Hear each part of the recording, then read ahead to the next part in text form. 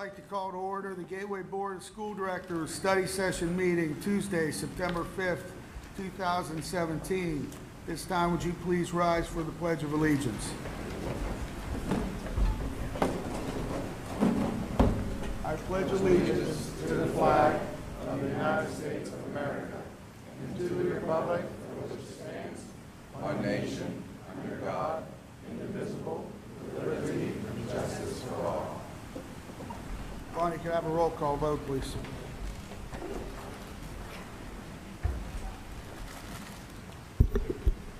Mrs. Byrne. Present. Mrs. Cerrucci. Here. Mr. Lapsevich. Here. Mr. Nola. Here. Mr. O'Donnell. Here. Mr. Ritter. Here. Mr. Stubenport. Here. Mrs. Warning. Here. Mr. Williams. Here. We're going to go to comments from residents on agenda items. Because we have so many signed up to speak tonight, you will be limited to 2 minutes.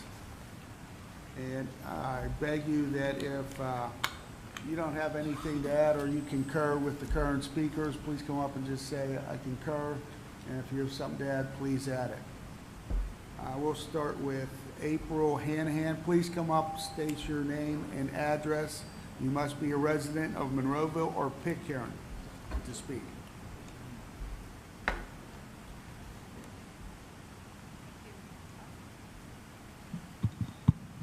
Hi, my name is April Hanahan. I live at 110 Himalaya Drive in Monroeville. I want to apologize in advance. I'll be making a quick exit to go back to cheer practice. My daughter is a 7-year-old at University Park. And recently, I was very disappointed to hear that a part-time solution is being offered for a full-time problem, which is the fact that we have a severe need for an equity director. So why are we looking to save $30,000 a year approximately by only hiring a part-time equity director? Do you not realize the long-term costs that our children and residents will be faced with if we do not handle the problematic achievement gap that our district currently has? It bothers me that this problem is not perceived as a problem by what I would consider the haves. This is perceived as a problem that applies to only our lower income and minority families. These people would be the have-nots, and this problem is a reality for them on a daily basis. First of all, we need to stand united. All of our students matter, and it's our job to do everything that we can to ensure that our students are given the opportunity to excel. Let's uncover what is causing this achievement gap and work to fix the problem. Let's stand united for our kids and our district. Second of all, if you are not of lower income or a minority, this is still your problem. If loving thy neighbor isn't enough reason for you to care, perhaps the following things will make you care. Number 1, continued decline of test scores. Number 2, increased dropout rate. These 2 things cause an overall decrease in property values. We are already not in the best position when people consider where to raise their children. Do you want that problem to get worse? And number 3, with an increasing achievement gap, increasing dropout rate will end up with a much higher crime rate and incarceration rates. Is this what we want for our students and our residents? Again, I stress that this problem affects all of us. Please do not suggest the part-time solution for a full-time problem. Please hire a full-time equity director for Gateway. Please do this to ensure increased success for our students, our district, and the wonderful community that we live in. Thank you. Thank you.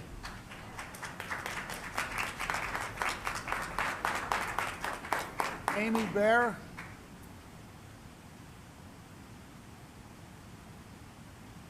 Jeanette Beagle.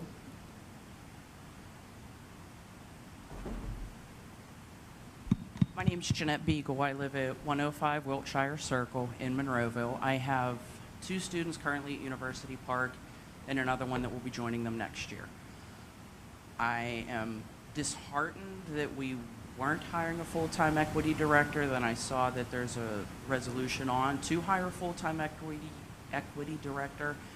But I also see that there's a resolution on now to approve the employment of a part-time equity coordinator. So I'm kind of confused at what exactly do we want to do here, because I, as a taxpayer, parent, resident, I want our achievement gap closed. I want people to move back to this community. I want my children to have a diverse education, and it needs to be done. Thank you. Thank you. Cheryl Boyce.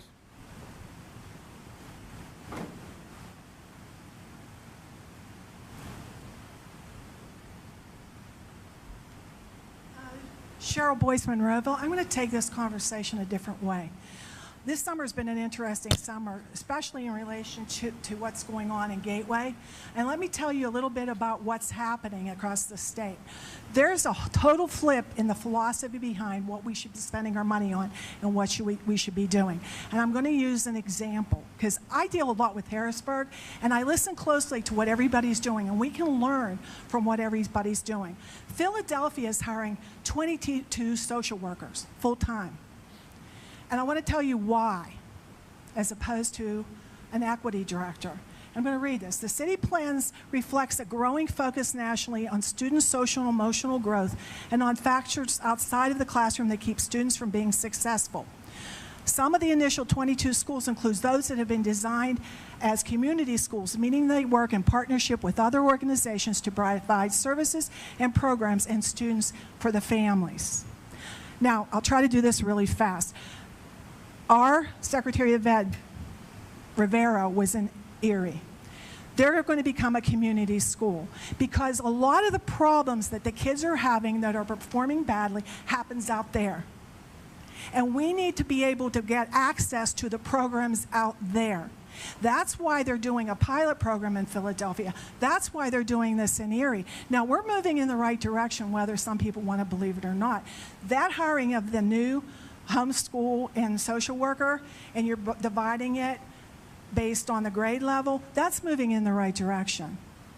So this is a multifaceted thing. No one position is going to correct this problem. Social workers consider the need of the individual student. It is not a generic in-house program, because these districts have tried this stuff, folks. I listen to this conversation more than I want to when I'm in Harrisburg, and they talk about it over and over and over again. And they're all doing a pilot, and there's nothing wrong with Gateway moving in the direction they're moving with the idea that this is a pilot program, and in 1 year from today, just like Philadelphia, we go back and revisit this. Because what we may find out what we need is more social work hours, more home and school visit hours, because that's what these other districts are finding. That's what they're trying to do now, because they've tried everything else and it hasn't worked. Thanks, Cheryl. You're welcome. Now, if I don't say your name right, don't crucify me. Jean Boyer.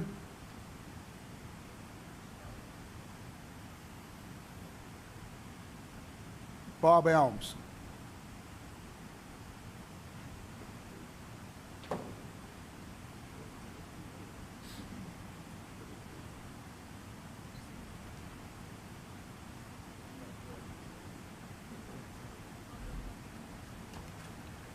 Elms, 1303 Foxborough Drive.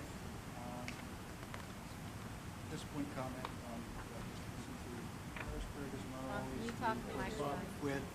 Harrisburg is not always the place where solutions come from. The achievement gap has been recognized for decades. 3 years ago, the Pittsburgh Public Schools launched a 5-year plan to address this issue. 20 months ago, Gateway launched its Achievement Gap Committee to look at the issue within Gateway. Develop recommendations. This committee was composed of 6 educators, 2 doctorates, an attorney, librarian, 6 Monroeville residents, and 4 school board members. Committee recommendations are similar to the Pittsburgh Public School Plan, with a full-time equity director. Sorry. All this happened, the Gateway School District is still confused about what to do. I reviewed the official documents on the Gateway website from board docs. What's up there is a pattern that's disturbing. The recommendations of the Achievement Gap Committee are being ignored and sometimes misrepresented, and you need the documentation is all there. You need to check it out. On January 31st, the Achievement Gap Committee plan was presented to the public. Appended to the end of that plan was the administration's recommendation. In April, the Achievement Gap Committee plan was purportedly presented to the board. This was actually the administration's recommendations. It was turned down, and there was public outcry about what happened. On May 2nd, Chad presented the real Achievement Gap Committee presentation or recommendations. Before it ever made it to the board meeting, the voting meeting, that was taken off the agenda, and the administration's recommendations were put in its place. This was, again, met with community disturbed. The community was just upset about this. Chad then made a recommendation to hire, and this is May 2nd, 2017, to hire a full-time equity director at up to $125,000. Now, in August 15th, we were told that no equity director could be found, and I see an equity director on the list here. If that person had filed that application before the 15th, he should be offered a full-time position, because that full-time position was what was available. And you know what? A full-time director, equity is something that is pervasive. It's not one thing. It's a multiple, faceted thing. You had a report back in 2013 or so that talked about equity within the Gateway School District. It's culture within the school district. It's how rules are enforced. The rules may be perfectly fair, but are they enforced in equity? The only way you can see whether or not there's a problem is to look at data. And a social worker doesn't look at data. You need somebody there who knows how to look at the data, make judgments, make recommendations, and change things. Really, in all honesty, you need a full-time equity director who is knowledgeable in what he does, and you need to make a long-term commitment to this. Thank you, Bob. Thank you.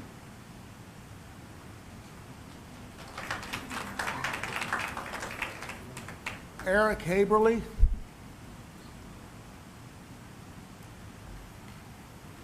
Jennifer Hayes.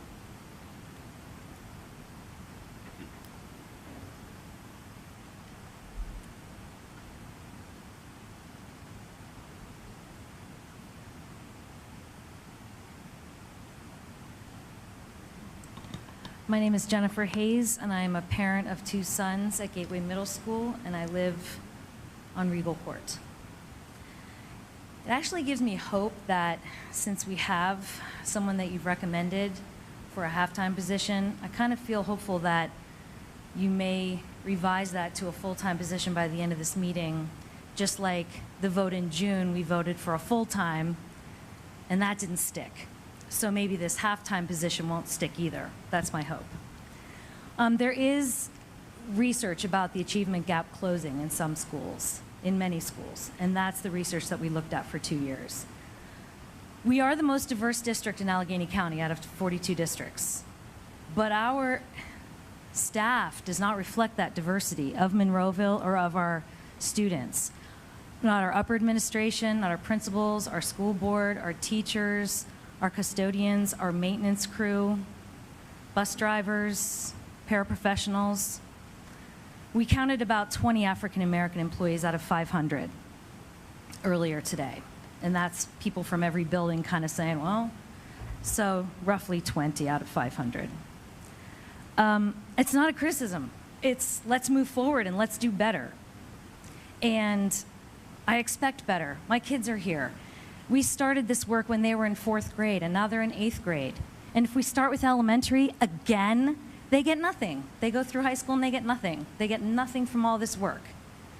And I moved here for this diversity. I moved here because one of my sons is African American and the other one is Guatemalan, and this is the perfect environment for us. And I'm really hopeful that you guys will step up and give this position full time. How is he going to train? How's he going to work with teachers? How's he going to work with students? How's he going to work with parents if he has a full-time job and a half-time job? What time? When will that happen? I just think we can do better. And that's it. Thank you for listening. Thank you. Cynthia Hill.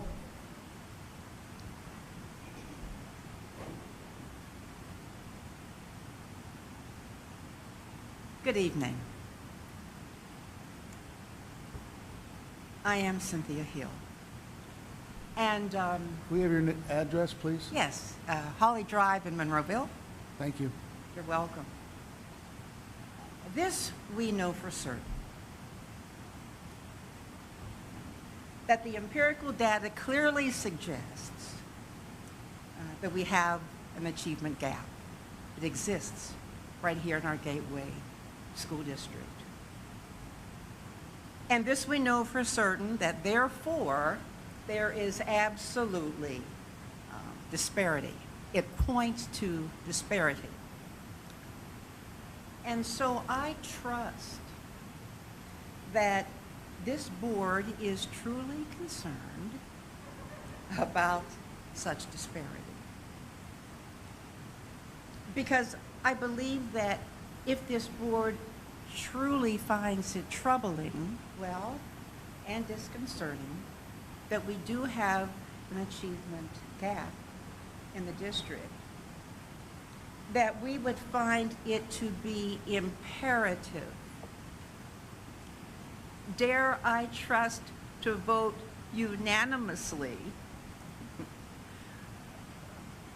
that we stand in support of a position that requires a full-time equity director for the sake of each and every student in our district, that would certainly help us to acquire an ongoing academic proficiency. Now, I've got to believe that we would no more be content to put a Band-Aid on an infected, gashing wound. And I must believe that we would rather seek and implement the most operative approach for that wound's healing. And so I am beseeching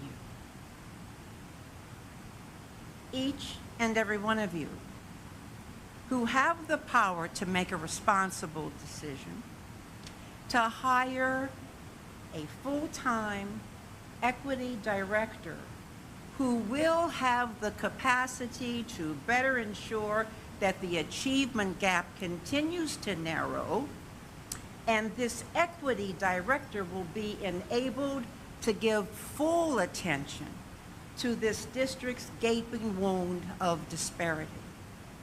And as a result, I'm absolutely convinced that we can expect to have an improved, ongoing, sustainable, practical, and beneficial results for our students' academic standing in our Gateway School District. Thank you. Anna Howard.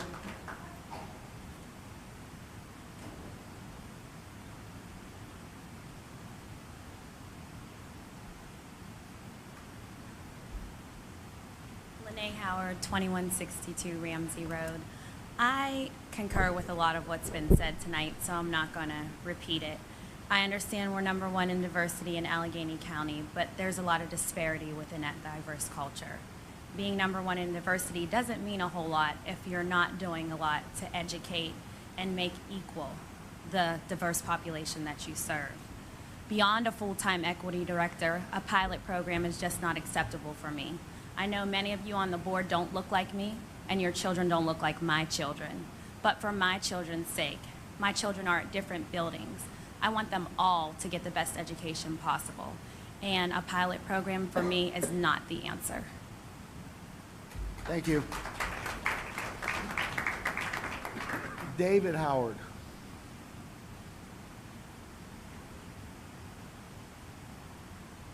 Brian Howard.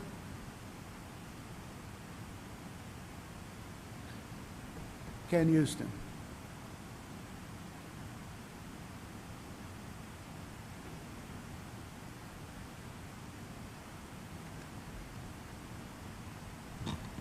Kenneth Houston, Edgemead Drive, Monroeville, PA, President of the Allegheny East NAACP. I concur with everything that was said here. I don't understand where you guys dropped the ball. Who went in the back room and made the decisions? I mean, Chad presented a pretty concrete idea. I don't know what you're scared of. What is the problem with diversity? I mean, this backroom, behind-the-scene deals that you guys continue to make, and your own school board colleagues talk about your lack of transparency. I have no doubts that Dr. Woods is qualified. I have no doubts. But to ask someone to come in to fulfill a commitment of that magnitude part-time is absolutely ridiculous. It speaks volumes to the lack of thought that's put into what needs to be done. Gateway is a wonderful school district. We have wonderful teachers. No one is disputing that. The NAACP doesn't challenge that. RAMP doesn't challenge that. No community organization doubts the work that the school district's teachers put forward. I have a 9-year-old son in this district. He loves his school. He loves his teachers. But you need a full-time equity director, not coordinator, not part-time contractor. You need a full-time equity director to help you move this district forward. There's nothing wrong with that, folks. There's nothing wrong with it. I don't understand how you came to the conclusion that you needed one, and then you do the 52 fake out and decide all of a sudden you don't need one. Who made that decision after you told the public that you was giving them a full-time equity director for $125,000 max, by the way? Now, I'm not the sharpest knife in the cutlery, but I know what I heard. And then to read this and say, what are we doing? We took 20 steps forward, and now we're taking 50 steps backwards. Folks, we need an equity director, full-time. Hire him. I don't have any doubts that you picked an excellent candidate. I don't like the lack of transparency in how you did it. I don't feel that Ms. Crump told me the truth, but I'll accept what you're doing. But just give us one. This isn't hard. Like, come on. Give us an equity director to do what we can do to make our school district better. And there's nothing wrong with that. Nothing. This doesn't have to be so divisive. Everything doesn't have to be pulling teeth. Come together, do what you are elected to do, and support your minority student population. And social workers don't cut it. I travel all over the country.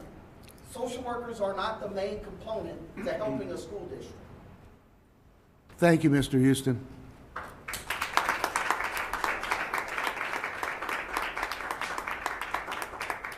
April King.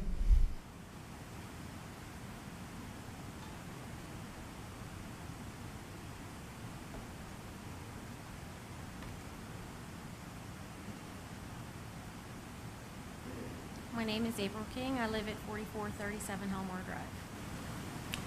I have a question and a concern to share.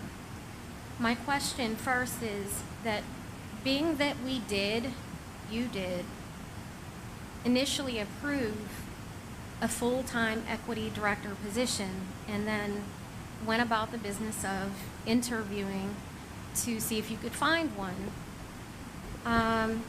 My understanding, you had interviewed several candidates, and one of them called me himself, and you had invited him to your last board meeting. Well, what was shared with me was that he, during that interview, was offered a part-time position. My understanding is while he was being interviewed for a full-time position. So my question is, how did we drop the full-time position for an equity director, and then at the last board meeting, you came and said, but we have someone who's part-time, we can't find someone who's full-time. The amount that you had voted on for that salary was between $95,000 and $125,000. He said he would be willing to take that salary range, and yet you had said that you did not find a qualified full-time candidate. So I'm a little bit curious in knowing how it came to be that if you were looking for a full-time equity director and you found someone who came to interview full-time, how did that change to a part-time offering? That's number one. The second, my understanding is that your half-time equity director position is based on the idea that you would like for this to be a pilot school between two schools, and you feel that this is just not a big enough position. $75,000 of what you have recommended, whoever it was who proposed this at the last meeting, says it's for instructional coaching and tutoring, and it says all students, not teachers, but all students within CSE and Evergreen will be provided instructional coaching and tutoring. I'm wondering at what point does the equity director get involved with the students and work with the teachers? I also noticed that the other amounts for that cost of $135,000 were for the equity coordinator, a diversity consultant, and a CRP consultant, culturally responsive practices. Hang on, April, something just went out. We just lost the microphone? What happened? The microphone cuts off after 2 minutes. Did she keep going? Can we turn it on? I can hear her. So I noticed that there are all of those amounts, but I didn't see anywhere in your plan where you really get to the root of the problem of getting culturally responsive instruction professionally developed so that teachers can be trained on what to do within their classroom. I did hear someone talk about a social worker early on. They can work with a couple parents here or there, but I thought that we had discussed having an equity director to work with teachers on the research-based practice of culturally responsive practices within the classroom would multiply that one person's experience to every teacher in this district. $95,000 to $125,000 would allow that to happen. But $75,000 for instructional coaching, for tutoring, and for students only within two buildings isn't going to cut it. So I think that financially what makes sense is to hire someone who is going to be full-time, who can work with the teachers in every building, who can offer professional development, and whose time would be better spent full-time versus a full-time job plus a part-time job plus a family. Just not sure how that happens. Thank you, April.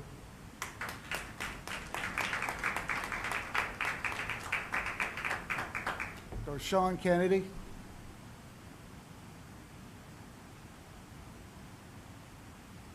Rick McIntyre.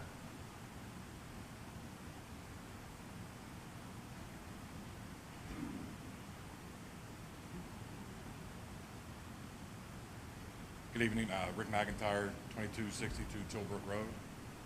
Again, most of what I was going to say kind of got already reiterated once or twice, so I think basically what I'm going to lay out to you right now, and if I can have just a little eye contact, is what you have in front of you now, it's a matter of choices, okay? You guys, and I applaud you for making the choice to recognize that there is an achievement gap going on in the Gateway School District, and you chose to make a committee to study it, to find the best solution for it. Now you have a choice between acting on what that committee actually found, or kind of throwing this part-time resolution that came out kind of around the bend, not sure where it came from. Again, it's all about choices. You know, I went to a school district that made choices, and they made a lot of poor choices. And you see them on the news almost weekly right now, 10, 15 years later, because of those poor choices. And I think we're standing at a crossroads here today, and it's about, are you going to choose to put all of your eggs in the basket and be committed and give a full commitment? I mean, if this guy's qualified to be full-time and he's willing to take, you know, towards the upper end of that salary, then pull the trigger. Let's make it happen.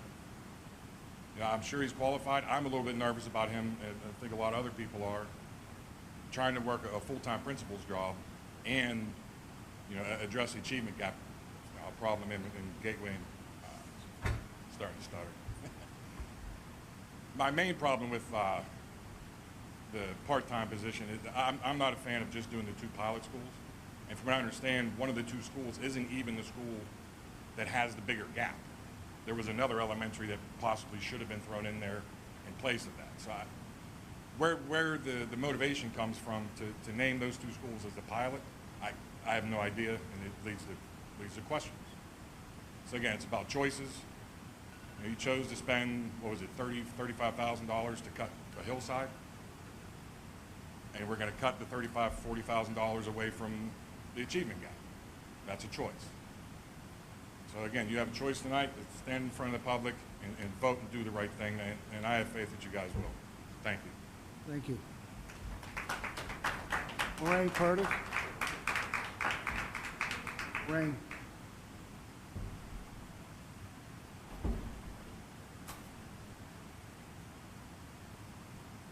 Lorraine Burk, Monroeville, here again. At our last meeting, I called it out. I told you about my Christianity, but I also used the word liar, and I used it strictly in the truth. Because in June, you passed the position of a full-time equity director. And then we came back in August. See how long it's been? All this stuff. We come back and you've changed it. And I employ you as being leaders in this community to set an example for our students and to bring our community together, not divide us. I employ you to tell the truth, not a lie, so that when our students sees these on the television, they see you for what you are. And that is, you're standing for what is right, which is best for all of us. And leave the politics out. I'm going to end now because I got 2 more people to read for. Thank you.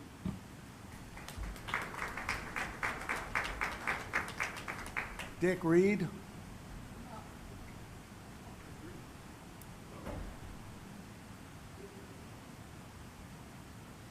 Dick Reed, Brightberry Road. Gateway School Board meeting.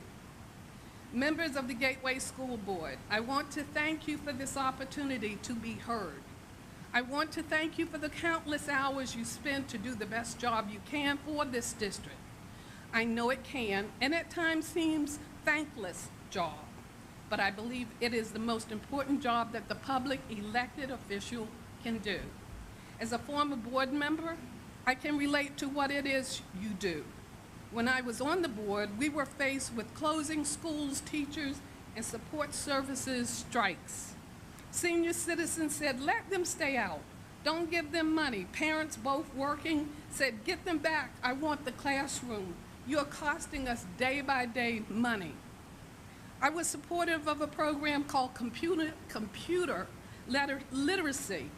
Some parents said, just because you have a computer background, we don't want our children to be cloned.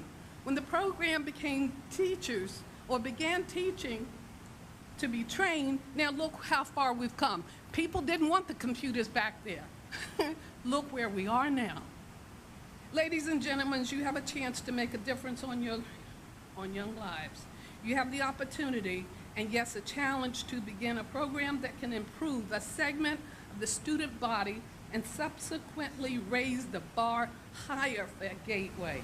You have the opportunity to develop a program that can be a model for others to follow, but it cannot be accomplished with a half-hearted, part-time effort.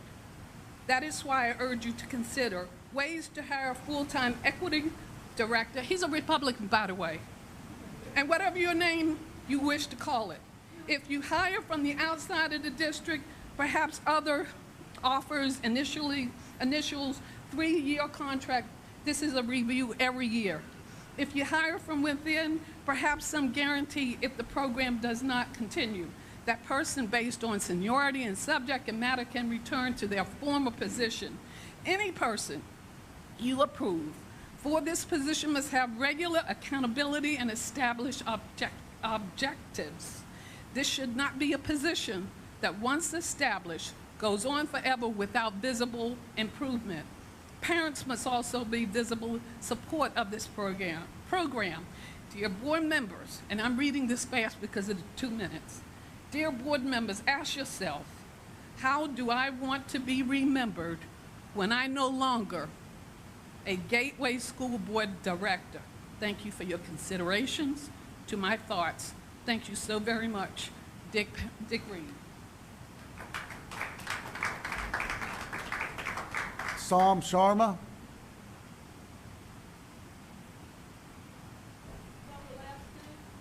Sharma, S-H-A-R-M-A.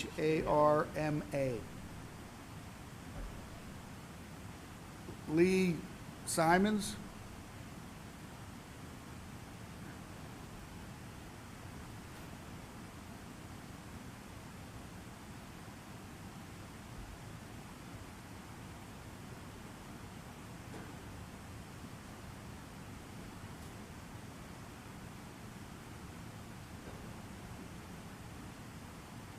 Lee Simon, Elmar Drive, Monroeville. My wife and I choose not to have a computer. Gateway School District students don't have that choice. The students must have access regardless of race or financial status to the electronic learning tools and tutoring that will equip them to enter institutions of advanced learning or enter the very competitive, I dare say brutal, job market. My wife graduated from Wilkinsburg High School and I from Penn Hills High School in 1964. The administration was white, the teachers white, the history, with few exceptions, white, books by white authors about white people. There were no racial issues for us, the overwhelming white majority of the student body. The demographics have dramatically changed in 50 years. The growing black minority, with the addition of the Hispanic and Asian minorities, may eclipse, I should say will eclipse, the white majority of the student body. The curriculum should be adjusted to these obvious changes, and especially to the needs of the larger black minority of students. Administrators and teachers should receive advanced training in the area of cultural accommodation. Changes should be made with sensitivity to and respect for the individual student. The message must be loud and clear: you do matter. It has been long accepted by many people that black students lacking a positive paternal influence, lacking financial stability, and exposed to violence will be scholastic underachievers. But what of the black students who enjoy supportive, positive parenting, a decent level of affluence, and a relatively safe community, yet do not attain the same level of academic achievement of the white student majority? I do not have answers. It is crucial that answers be found.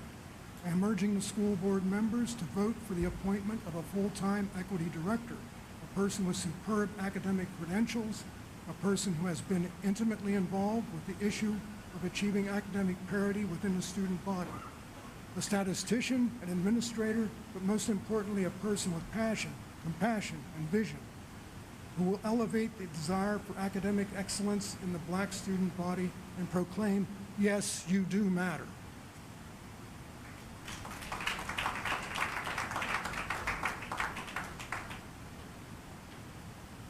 Rabbi Barbra Simons.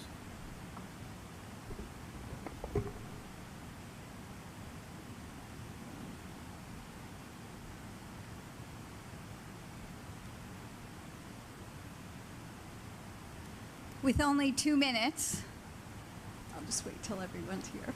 With only 2 minutes, I still need to take some of that time to just express the pride in Gateway School. As our youngest son is a senior, what the school has done for all 3 of our kids has been a remarkable thing of how successful they are, how much they've grown to know who they are, with thanks to the administration and certainly the teachers and the support staff and so forth. So to start without saying thank you would just be wrong. So thank you. I am just overwhelmed with the amount of things that you need to look at in terms of how to educate our children. There are so many pieces to it. It is obviously not what textbooks are chosen and all of those kinds of things, and I try to express that fairly often whenever I am speaking to any of the administration, and Mr. Short is nodding his head, having heard that from me before. It really is remarkable to me. The Jewish community values education, as does any of our religious communities, of course, but I can speak for ours. Education leads to open doors and what we might call the American dream. You voted with courage to make a change. There is a difference in being part-time and full-time. And I know that from somebody who works, I don't know, at least 70 hours a week, that I could not do what I do for the community as well as for my own synagogue and the interfaith community had I not had the time and wherewithal to look around the entirety of the community.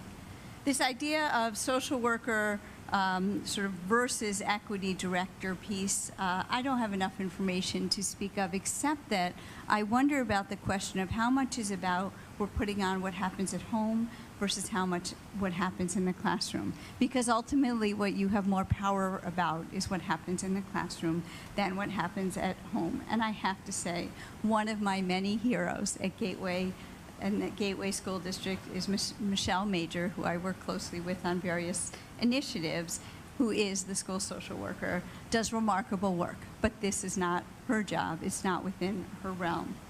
Dr. Philip Woods, who I just pointed out to, I wish him deep luck in this job, hoping he's able to get it, but hoping it becomes full-time. I'm afraid that we might be setting him up and therefore us up for failure, because we know if we have a full-time job and only part-time time, we can't actually get done what we intended to get done.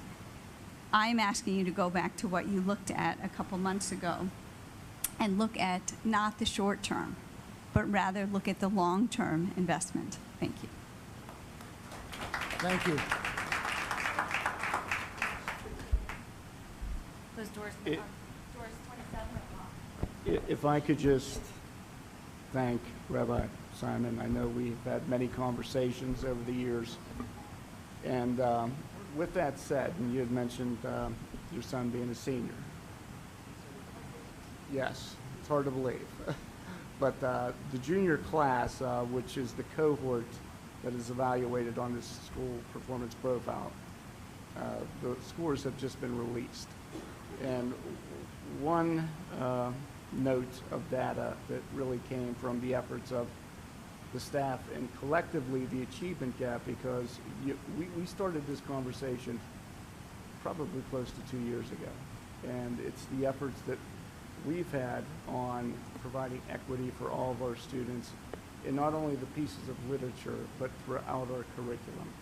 And I did want to note to the audience tonight that last year, or I should say 2 years ago with the 15-16 data, there was a 30% gap between white students and African American students in literature.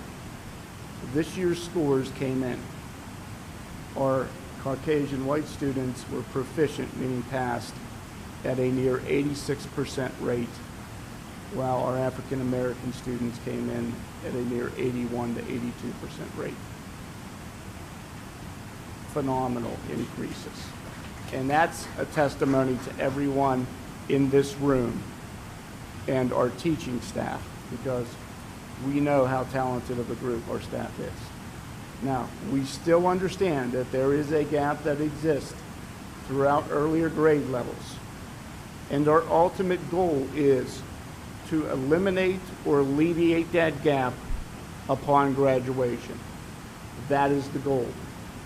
And if you look at that PA school performance profile, they systematically grade schools on their efforts in closing the achievement gap over a 6-year period in ELA, science, and math. I shared the data with our central office team today, and that data indicates that we are dark blue, meaning near a score of 100 for closing the achievement gap over that period of time. This is not fictional data. This is data derived from PDE, Pennsylvania Department of Education. By no means am I diminishing the work of anyone. This was a collective effort that we must continue to work on to deliver at all levels, K through 12, to eliminate the gap systemically. And that is our effort. And I did want to acknowledge that, so thank you. Ellen Heiserstro.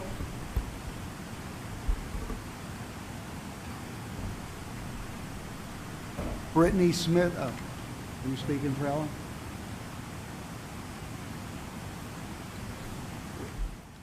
I'm reading this for Ellen.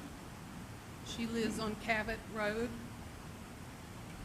I regret that my work schedule prevents me from being here to speak in person. I write this letter as a property owner and a school tax-paying resident without children. Please follow through on your commitment to appoint a full-time equity director. This will be for the good of our young people and our community as a whole. We have been aware of this achievement gap for a long time. Experienced citizens have investigated and studied various approaches to address the situation. Now that we have a reasonable plan, it is time to implement it fully, and that means a full-time, not a part-time director. This situation deserves a director full-time's attention, energy, and commitment. Please try harder to find a director. Please interview more of the applicants. The Times Express reports that we had 30 applicants and only 6 were interviewed. Please include more people in the interview process, including the residents who were involved in the forming of this plan, people from the African community who have personal experience with the situation. And both Kenneth Houston, the president of Allegheny East chapter of the NAACP, and Dr. April King, the president of RAMP, who did the research on the achievement gap. I am counting on you to do right. It will benefit all of us and all of you. Thank you for your time, Ellen.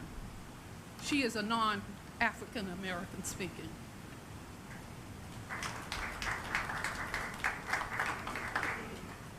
Brittany Smith.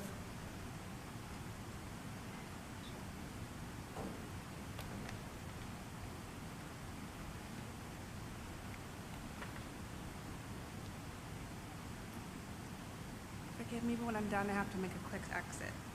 But Brittany Smith, Hazelwood Drive, Monroeville. I'm a 2004 graduate of Gateway High School and someone who has been privileged enough to have started and ended my entire K-12 education in Gateway School District. I'm here to speak to you about the hiring of a full-time equity director who is qualified to speak to the issues of diversity, equity, and how this district can do more for minority students and Black American students in particular who are falling behind in the achievement gap. To my knowledge, this board voted to hire a full-time equity director in June, only interviewed and searched for candidates for 2 weeks, then in August decided to no longer pursue a full-time equity director, stating that there were no qualified full-time candidates. I think that something as important as closing the achievement gap for students deserves a little more time and attention than interviewing people for 2 weeks just so that you can say you tried and make it appear as if you put effort into something that this district so desperately needs, if it ever wants to be the district it once was. I was a student here when we had blue ribbon schools, one of the best districts in the area, and like my brother and sister, we were one of the only few Black students in AP classes. Mind you, at the time, there were not many Black students in the district, but that has clearly changed.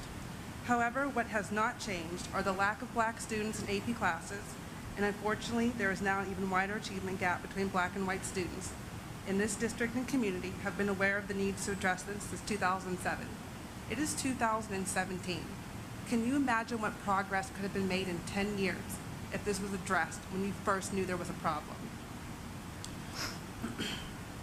Do you think the Black students in this district are worth resuming your search for a qualified full-time equity director who can put in place best practices for the district, training for the teachers and administrators, and help foster an environment where Black students can excel and reach their full potential? If you think these students are worth it, then please immediately resume your search for a qualified full-time equity director. Because if you don't, you have just told an overwhelming number of students and their parents that you don't care about their kids, their futures, their achievements, and you will let them fall to the wayside. You're elected to do your job. Please do it and think about that. Thank you.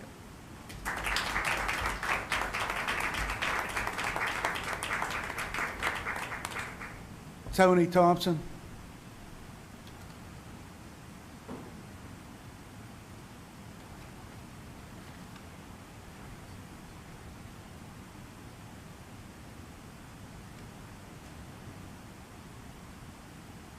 Tony Thompson, Gulf Ridge Drive. Good evening, everyone.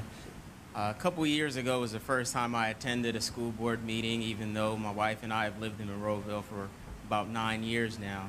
I decided to get a little more active and involved, and I've actually served on the Achievement Gap Committee. I don't proclaim to be an academic scholar, but I will say that after meeting, that this is a very multifaceted and complicated issue, and I'm clearly here to support everything else that everyone has said. And as I sat here, the only analogy I can think of that you all as board of directors, it's almost as if you're gardeners. And this is your garden, and you've planted the soil, you've had the sun, you've put the fertilizer, and you've been watering, and you've been watching these flowers grow. But year after year, every tulip isn't blossoming. And you saw that this was a problem, and you said, wait, what can we do?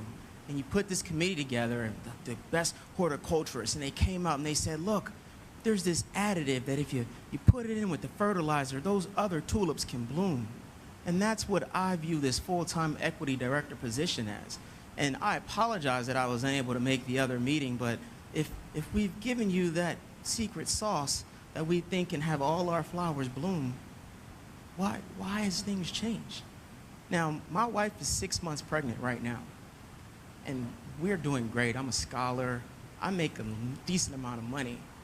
So I implore you to make the right decision, because we'll have decisions to make on our own in 3 years. Thank you for your time.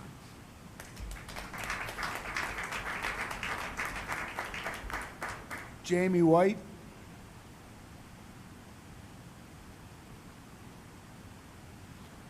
Anybody else that would like to speak on the equity director?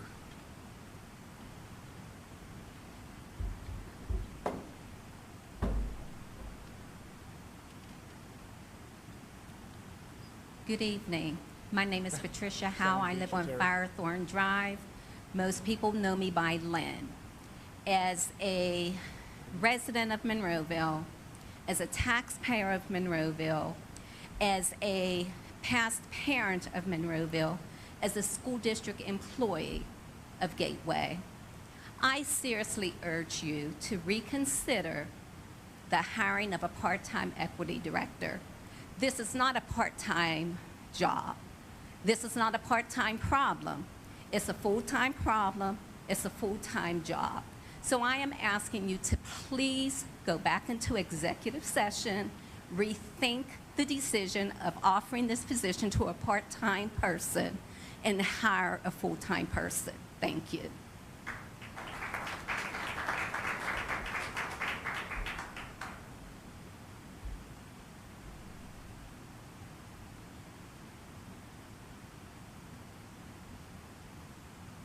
Terry Williams, Monroeville, Edgemead. You guys said it all. I don't need to say anything else. And I know that you all will make the right decisions. We will continue to tell how great we are. I know that we will. In spite of it all, it's a couple bruises, but we're going to make the right decisions. If we don't, I ask, if you guys don't employ someone who has a 5-year contract with the credentials to be your equity director, I still would like for us to convene the equity, the Achievement Gap Committee, and I also ask that we convene a community watch that will work with you all to make better decisions for our future. We need it. Thank you. Anybody else wish to address the board on equity director?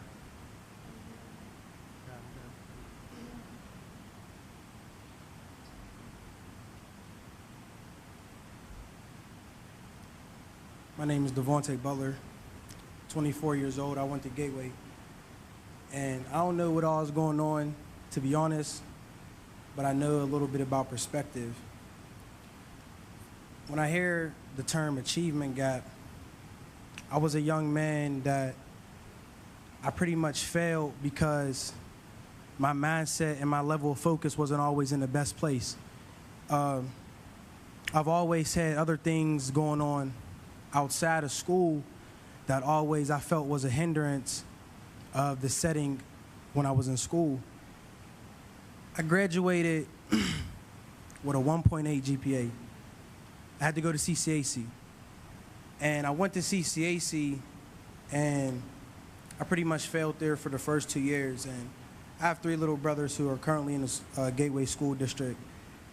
And as I'm trying to play a big brother role, my little brother, who was 12 years old at the time, his name was Darius Harper, I asked him where his homework was at, and he looked me dead in the eye and said, "You're not even in school, so don't tell me to do my homework." And that motivated me to a level of extent that I didn't even know what was in me. And I re-registered back into college.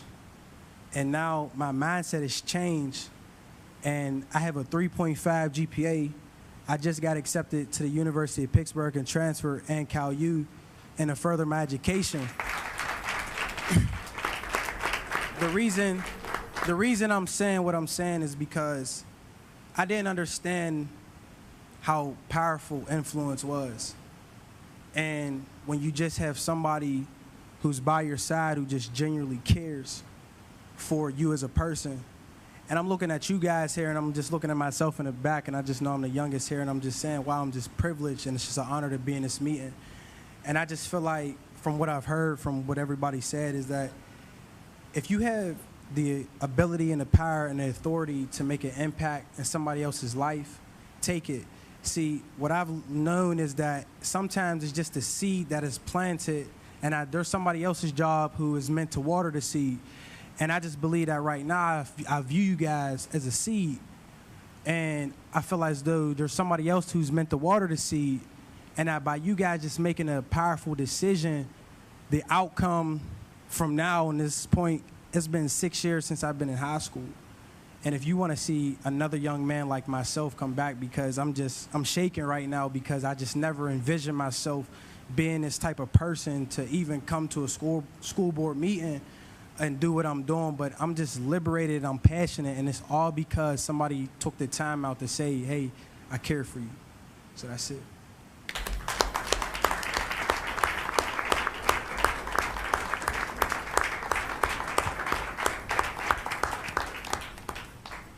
Good evening. My name is Reverend Wayna Smith Dudley. I know that you all know me. Quite honestly, I'm thinking, how do I follow that? He said it all. He said I wasn't focused. Now, he admitted that there were many things going on in his life. There are many things going on in most students' life. But we can't say that is the reason why they can't achieve. It's still our job as educators. And you all know I was an educator 25 years and came through Gateway schools. It's our job to grab them, get their attention, and get them on a road to success. So I can't focus. Then he talked about influence. And he said, I didn't realize how important it is to be influenced. I didn't realize I was being influenced. I didn't realize I needed to be influenced by people who care. Now, I stand here not to say that Gateway teachers don't care. I know that most of them do. But it makes a difference when you can see someone who looks like you. People don't believe me when I say to them, I never in my life had a black teacher. Something's wrong with that. Until I went to college. Why is something wrong with that? Because I can't see myself. I can't see what I can become. Are you getting this? Okay. So what am I saying? Yes, we need an equity director, but we also need equity in our hiring. We need equity in our curriculum. We need equity in the training, cultural awareness training, so that our teachers who care will be equipped to walk that out in ways that are meaningful and effective for our children.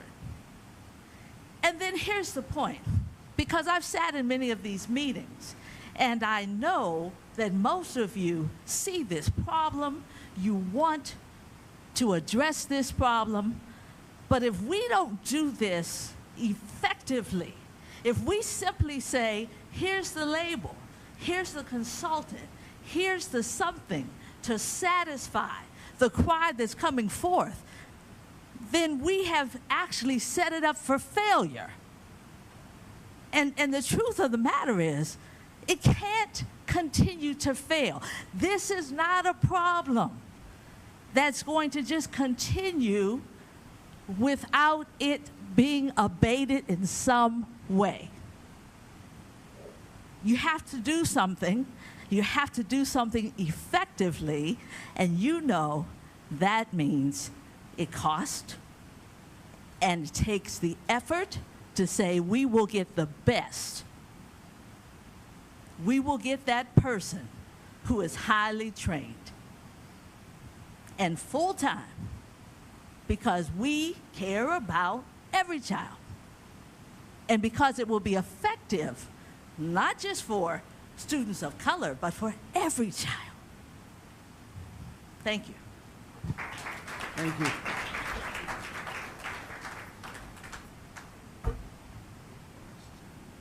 Robin Mungo, 1230 Harvest Drive. I'll give her a minute. You ready? Ready? Okay. My son graduated last year. I actually grew up in Garden City, went to Gateway, went to Garden City Elementary School, graduated in 1987. Started a career in public service. Most of you probably know me and what I do. My son didn't need a social worker. I'm very active and involved in my children's lives. My son had some issues. Thanks to April, she brought it to my attention of something that she was doing, starting the RAMP program. I took advantage of that. I took my son to a private home every Tuesday and Thursday night to get the help that he needed. He'll be starting college at the Pittsburgh Technical College, going for CAD next month. So, is there an issue? There definitely is an issue, but you can't expect for the families to know what's going on when you have families that aren't aware of everything that's happening, because maybe they have to work. Maybe both parents are working. So if you have someone who is a full-time equity director, they can address those issues. So it's not parents getting a note because their kid is maybe misbehaving because they can't pay attention, they can't keep up. There's obviously a problem that needs to be addressed. It takes a village. Our children are looking at you. I'm looking at you. I'm coming to the next meeting, and the meeting after that, and the meeting after that, because I need to get involved, and I need to educate my children to be involved. You are the role models. You have to do the right thing. Don't set anyone up for failure part-time. What can they accomplish? And if they don't accomplish, then you'll say, well, we tried. But you didn't. Part-time is not going to help the situation. Thank you.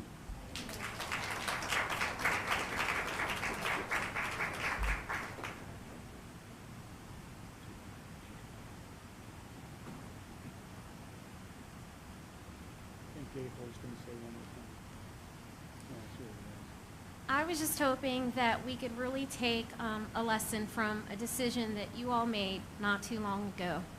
You looked at a full-time position that someone had, a social worker, who quit because it was too much. It was too much of a job for one person. And you said, we need a second full-time social worker because she can't do the job needed for two people.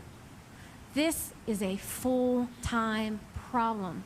We don't want someone who's going to come part-time and say, I quit because I cannot do the job of a full-time person.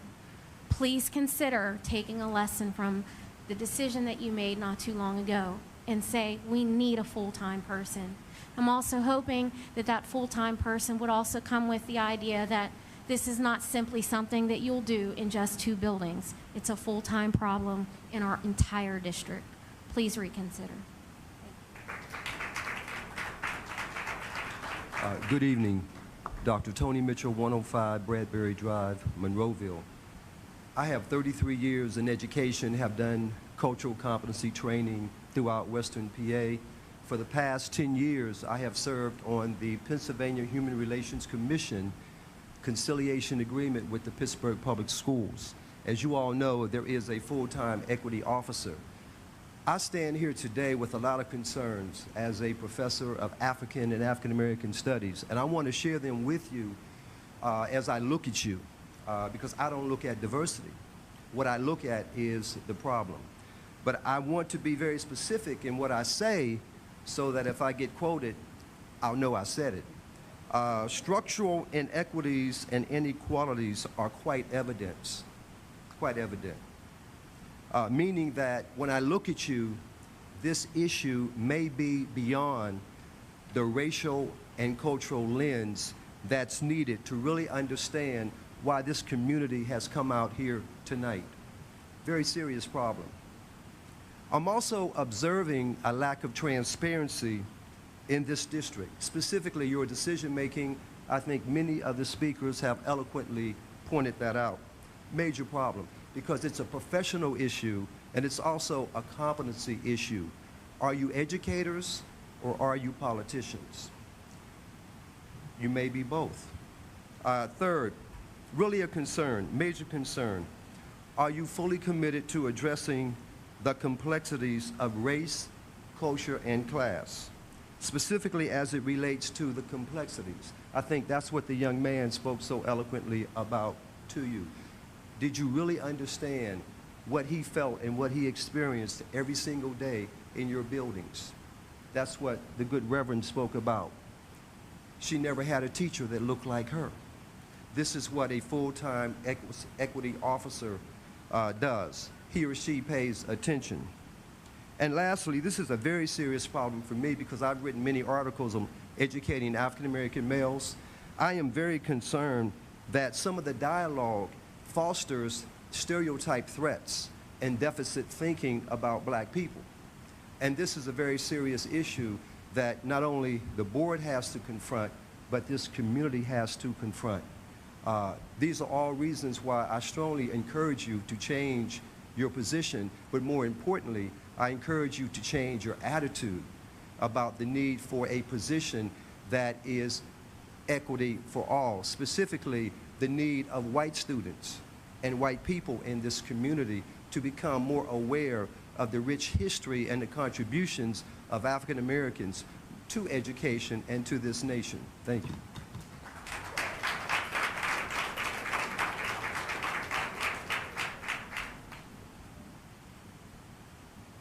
Please state your name and address. Good evening. My name is Michael Quigley. I am a concerned citizen. I'm not necessarily a community stakeholder because I don't necessarily live in Plum. I'm sorry, I live in Monroeville, but I have worked with the Gateway School District in Ramp and in other capacities. And I guess I'm concerned that there is a lack of connection to the work that's already been done in this district. I understand that an equity audit was done of your policies and procedures by a colleague of mine, Dr. Gretchen Jeanette. And I know that many of the recommendations that have been made from the folks here were in those same recommendations in that report that was provided to you.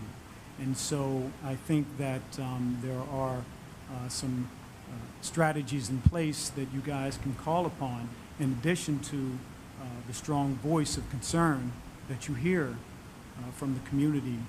And so when you think about the idea of bringing on an equity professional, I think that it would provide this district, being one of the most multicultural and diverse districts in Pennsylvania, let alone southwestern Pennsylvania, with the impetus and all of the strength and strategies necessary in order to move you guys forward to be, the first class kind of district that you can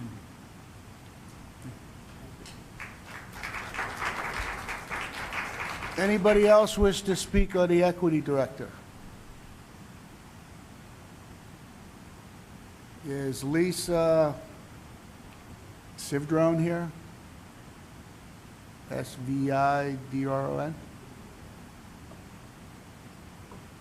Okay. Mr. President, at this time, I would like to make a motion for executive session. Motion and a second. Purpose for Personnel. executive? Personnel. All in favor, signify by saying aye. Aye. Opposed, same sign.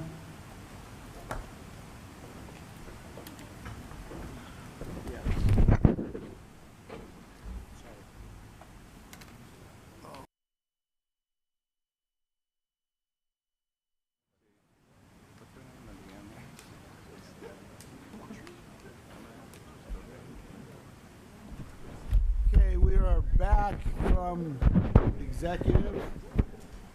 Continuing on with the meeting. Mr. Schott, Section B.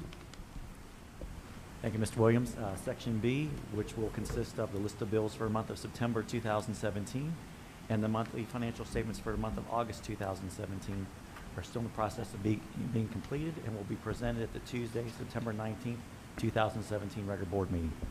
Thank you. Thank you. Section D, personnel agenda. Ms. Crump. Thank you, Mr. Williams. We have two separate agendas for this evening. One is an action item agenda on Section D. Resolved that the Gateway Board of School Directors accepts and approves the personnel items. Agenda 1 is listed in Section D for the study session meeting. Under number 1 for employment, we're recommending the approval of the appointment of Dr. Philip Woods to perform the duties of the District Equity Coordinator for a term of 2 years through June 30th, 2019, at a salary of $30,000 subject to the terms and conditions of employment. Section B, we are also asking for Jeffrey Sheldon to be approved as a school police so we can get him started immediately.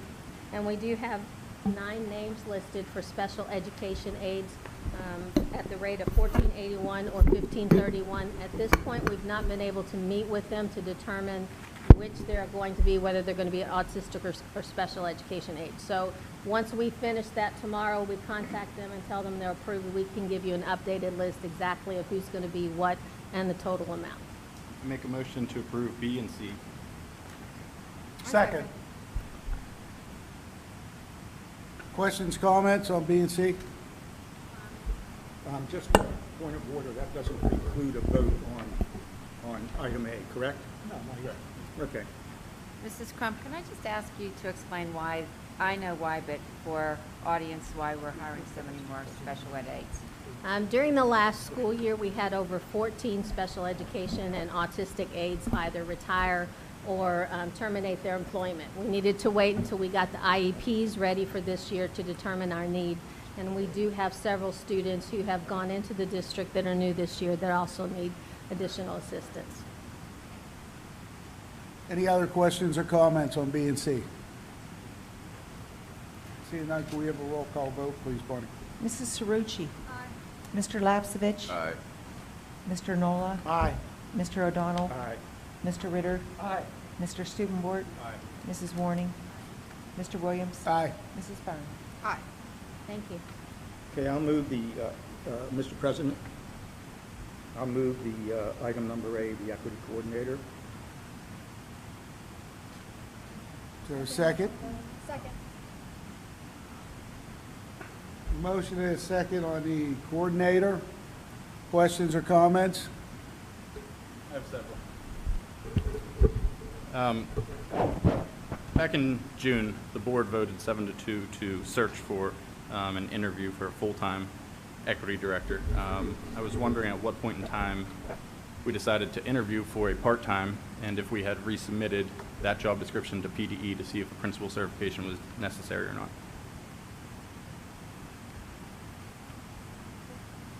As to the job description, it is the same job description. We just changed the title based on the board's recommendation. So the job description is still as approved by PDE. The current job description as it is requires a principal certification. Okay. And so this leads me to several other questions. If we change the title of a teacher to a janitor, do they have the same job duties? We approved a equity director for full-time to search for it. On a sheet of paper that has a contract on it, it says District Equity Coordinator. On the motion that was approved at the last meeting, it was a equity consultant. So I do believe we are talking about 3 separate job duties. I believe that there is a huge difference between a director, a consultant, and a coordinator.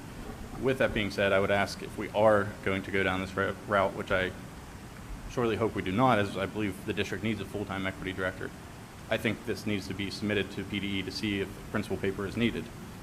With it being someone part-time that's actually not even on district grounds during district hours, I believe that's something that may not need a principal certification, and we may be able to have other candidates out there.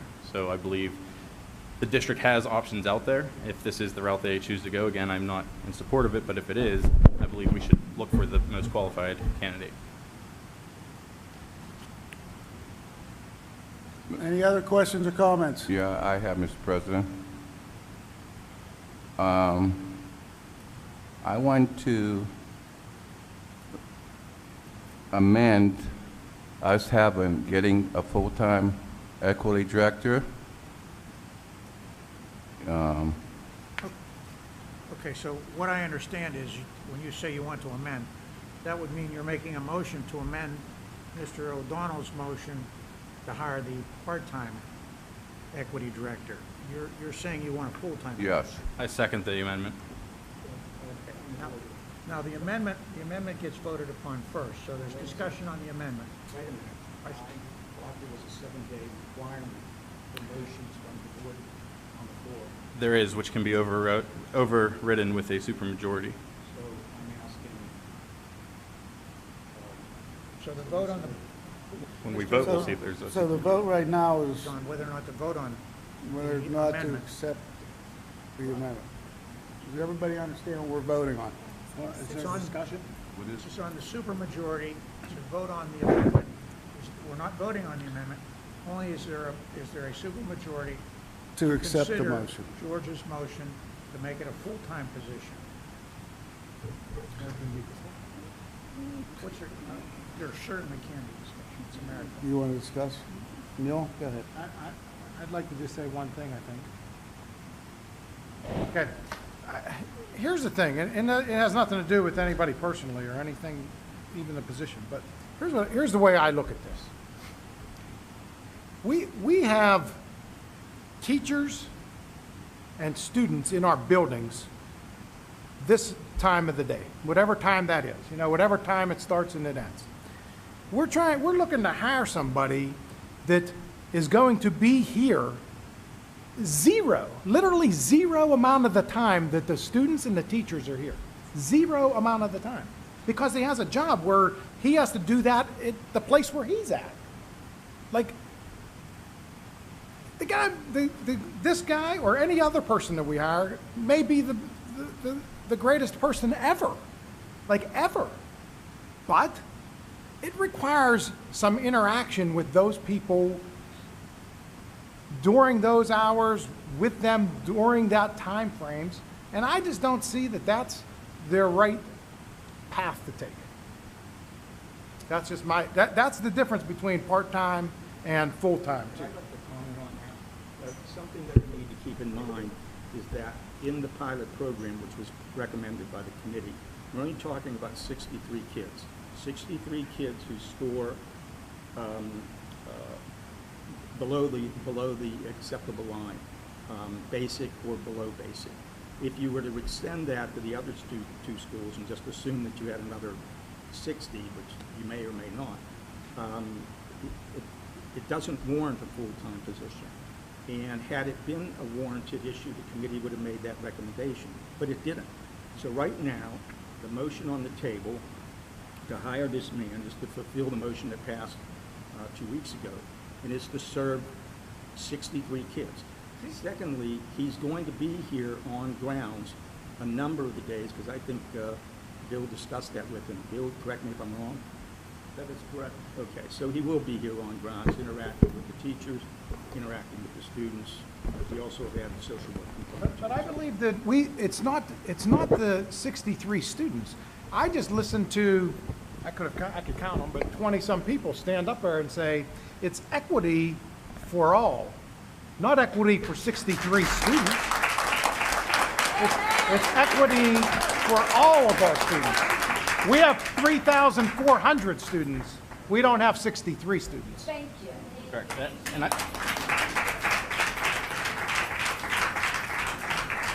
I have one question and one statement, and Neil, I completely agree with you. So we discussed the school performance profile up at the high school, and we said we have 100% as far as closing the achievement gap, right? First and foremost, the school performance profile has been around for 2 years, and they're actually getting rid of it next year. So let's look at the results with a grain of salt. University Park, ELA literature, 0% in closing the achievement gap. Ramsey, ELA literature, 0%. Science biology, 0%. Evergreen, ELA literature, 35%. Cleveland Stewart Elementary, 100% in all areas. That's one that we picked as a pilot school, mind you. Mosside Middle School, 0% in math, 0% in ELA lit. Gateway Middle School, 0% in ELA and lit. It is much more than 63 students. We need to look at all data, not just the high school's school performance profile. The next question I have is, we interviewed for a full-time position. Correct me if I'm wrong, the candidate whose name is listed applied for the full-time position. Is that accurate, Mr. Short? That is correct. Is he willing to take a full-time position? We have not offered a full-time position, sir. So we interviewed for a full-time position, and this is where I get confused, and this is where the transparency issue, I think, resonates with a lot of those in attendance this evening. We voted 7-2 to interview for a full-time position, and we found out an hour before the last board meeting in executive session that we were being offered a part-time position. So if the individual applied for a full-time position, I wouldn't apply for a job if I didn't want the job. So if we interviewed for a full-time position, and he's willing to take the full-time position, give him the full-time position.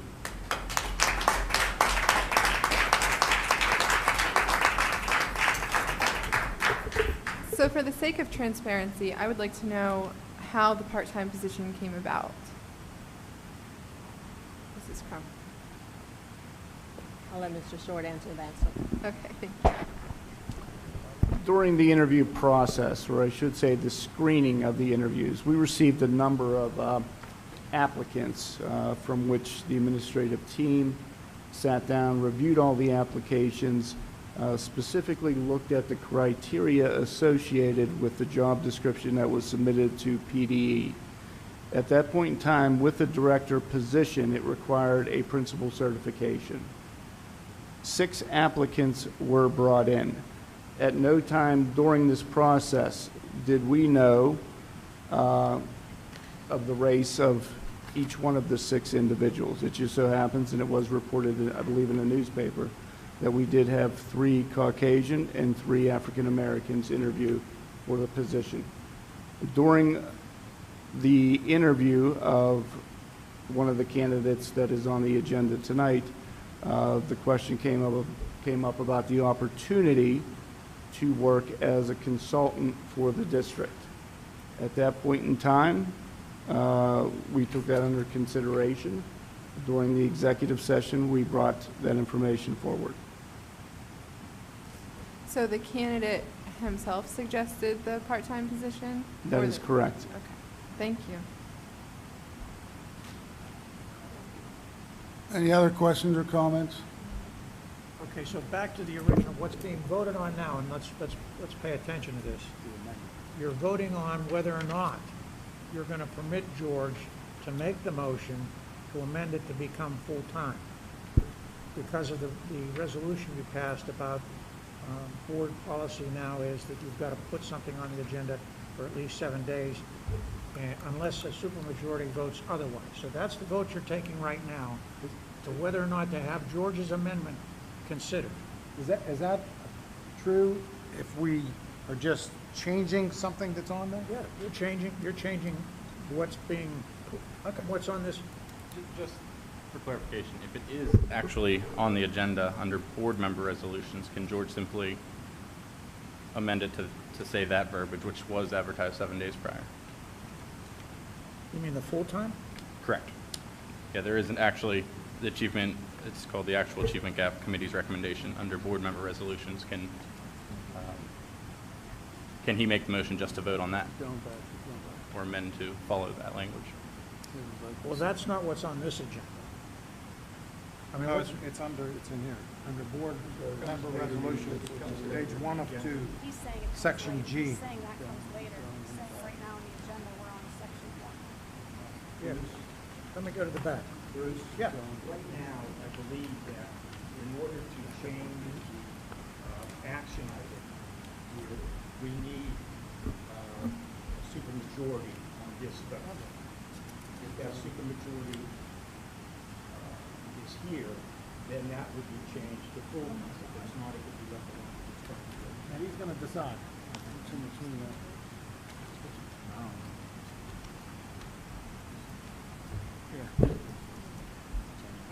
Okay. Okay, there's an action, or there's an item on here, board member resolutions, whereas Gateway School District Administration has advertised and begun interviewing for full-time equity director as directed by the school board by a 7-2 vote. And then it goes on. Well, you have that on the agenda. You're right. You do have a matter that is on the agenda that has been advertised for 7 days, which requires the action on a full-time equity director. So I think then there is no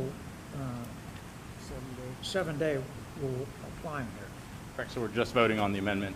So you're just voting on the original amendment that, well, no, you're voting on George's amendment. Correct. George has made the motion, and there's been a second by Chad to make this position a full-time, consistent with this resolution that we have at the end of the agenda. So what we're voting on is George George's is making proposal. this a full-time appointment for Dr. Philip Woods. Is that He hasn't put a name in it. No, this is just for the position. Everybody follow? This is just to make this a full-time position. Does this require a supermajority? I don't believe that happens now, Steve, with that resolution at the end. It's already on the agenda. Okay, you have an action item on, and then you have a subsequent resolution. But it's on the agenda. It is on, and it's properly advertised, but they're two separate issues. I agree, but the language is there. My point is that. Point of order, can we call the have question? Please, we have a motion and a second on the floor for item A. If item A is defeated, then we're going to move to that later on in the agenda. We're going to move to the resolution that was presented in a timely fashion. That's all there is to it. That would have been the case had George not made the motion to amend it. But he made the motion. So what's he amending? Is he amending the action item? Yes. He's You're amending A. Okay, and that requires a supermajority. I don't believe it does, because you have the matter on the agenda.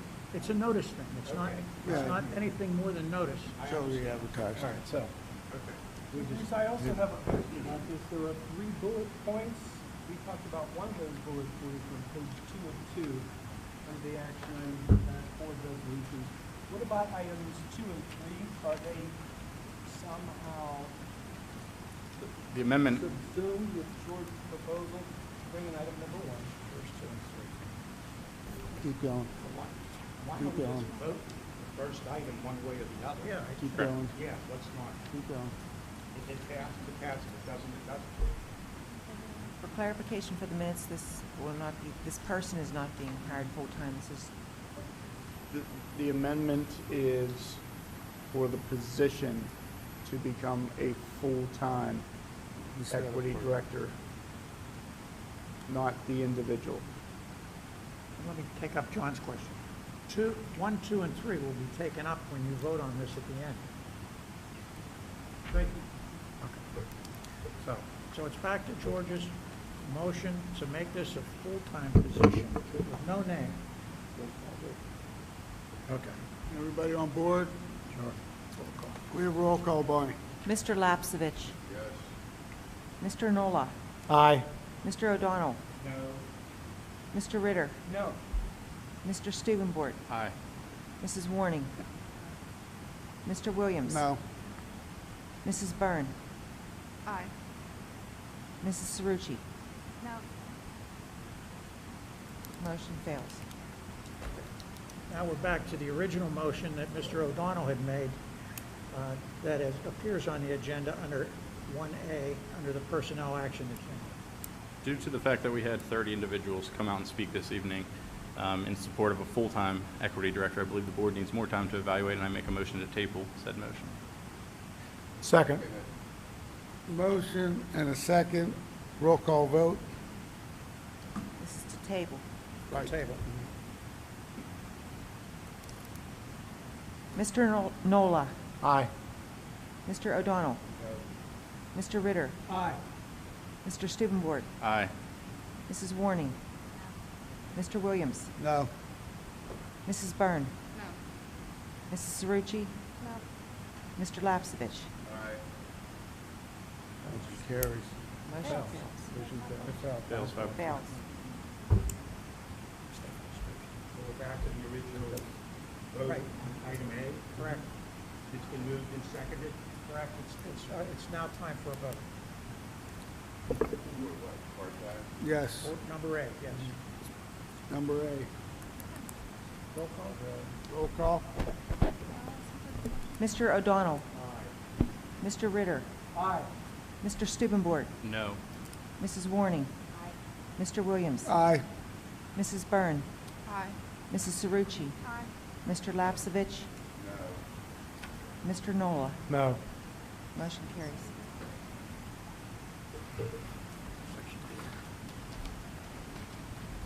Thank you. Section D, Trish. Now we'll continue to Section D for next week. We do have one resignation listed. There's 7 leave of absences. Transfers are based on the collective bargaining agreements. We have an employment recommended for a substitute food service worker. We are also asking for a rescinding of the resignation letter of Brandy Reynolds, a staff nurse at Evergreen Elementary. For next board meeting, we will be recognizing and recording the records of the board that in accordance with Pennsylvania Status Title 24, Section 1108 of the Pennsylvania School Code, the following temporary professional employees have acquired tenure. For those that are new to the board, that means that they have had 3 consecutive years of satisfactory evaluations. That will be Madison Castanero, Andrew Estock, Kara Sampson, Michelle Major, and Erica Detman. Under 7, we have a listing of supplemental contracts. We do have a few that we probably will be adding on, and we'll notify you as soon as we get those recommendations from the athletic department. And under 8, we have 4 volunteers listed. Questions, comments, Mr. O'Donnell? On the resignation, this has probably been asked and answered before. Do we do an exit interview on these folks together, Rod? The question was, did we? Do we do an exit interview? We do an exit interview. This individual accepted another position at another district, worked there for 2 days, and wanted to return to home, to Gateway. Okay, so we aggregate the data that comes off of that and supply it to the consistency. Okay. Yes. That's all. Any other questions or comments?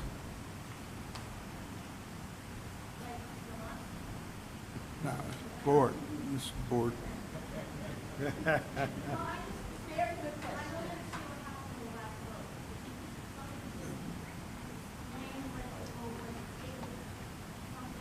No, nothing. No, nothing happened. They just approved a part-time director.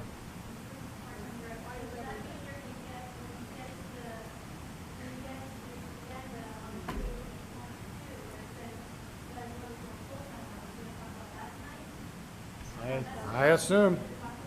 We may have a full and a part-time.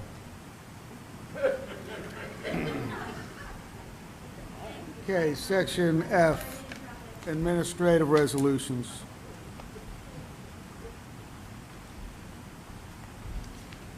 Back to my thoughts here. No. Administrative resolutions are short. Thank you, Mr. Williams.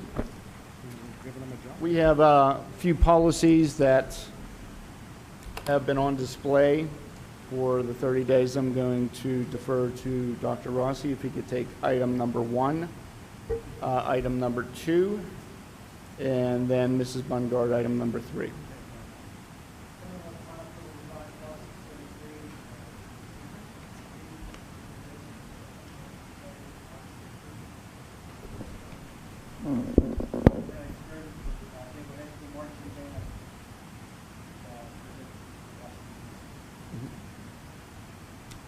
Bungard.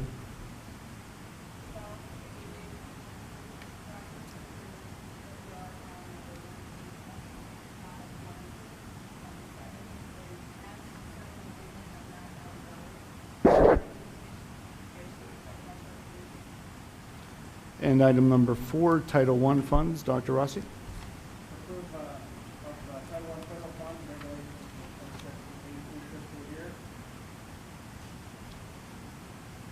Item number 5, Mr. Schott. Mr. Short. Be seeking acceptance, approval, and adoption of the management comments and corrective action plan contained in the management reply form and in the Commonwealth of Pennsylvania Department of Auditor General Performance Audit Report for the period July 1st, 2012 through June 30th, 2015, and as depicted in Exhibit B. Item number 6. Item number 6 is the annual approval of the school bus drivers and monitors for the 17-18 fiscal year, and that list is depicted in Exhibit C. And item number 7, Dr. Rossi. Approval of Title IV Part A for the federal program to support academic curriculum grant federal funds, preliminary update for Section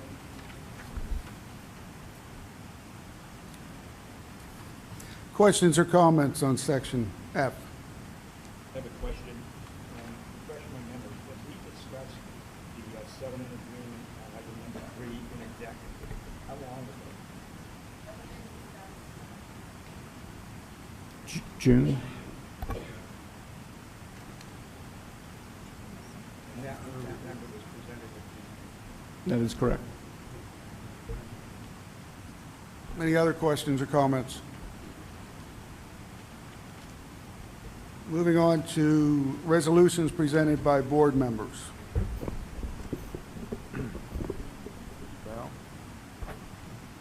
This is on revised food policy 808 for final approval this evening.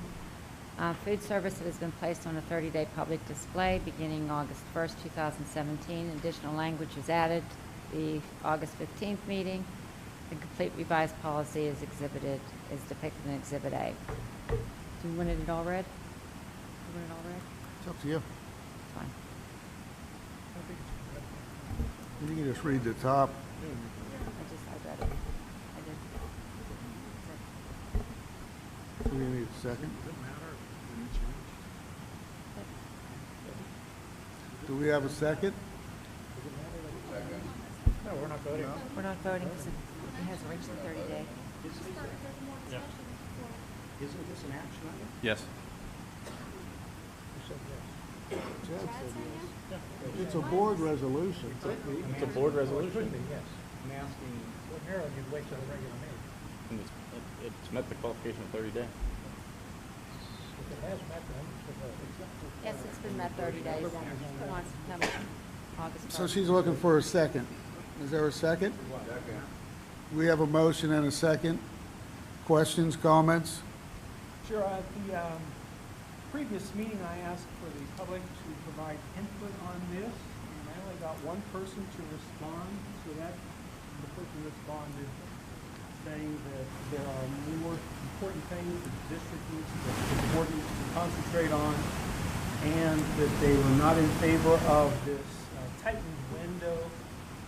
It would cause us to have to throw out, to get rid of food, so that they were in favor of the longer protocol, 3-year protocol, and not this tightened one down to 1 year or 6 months, but in any event, that the board should move on.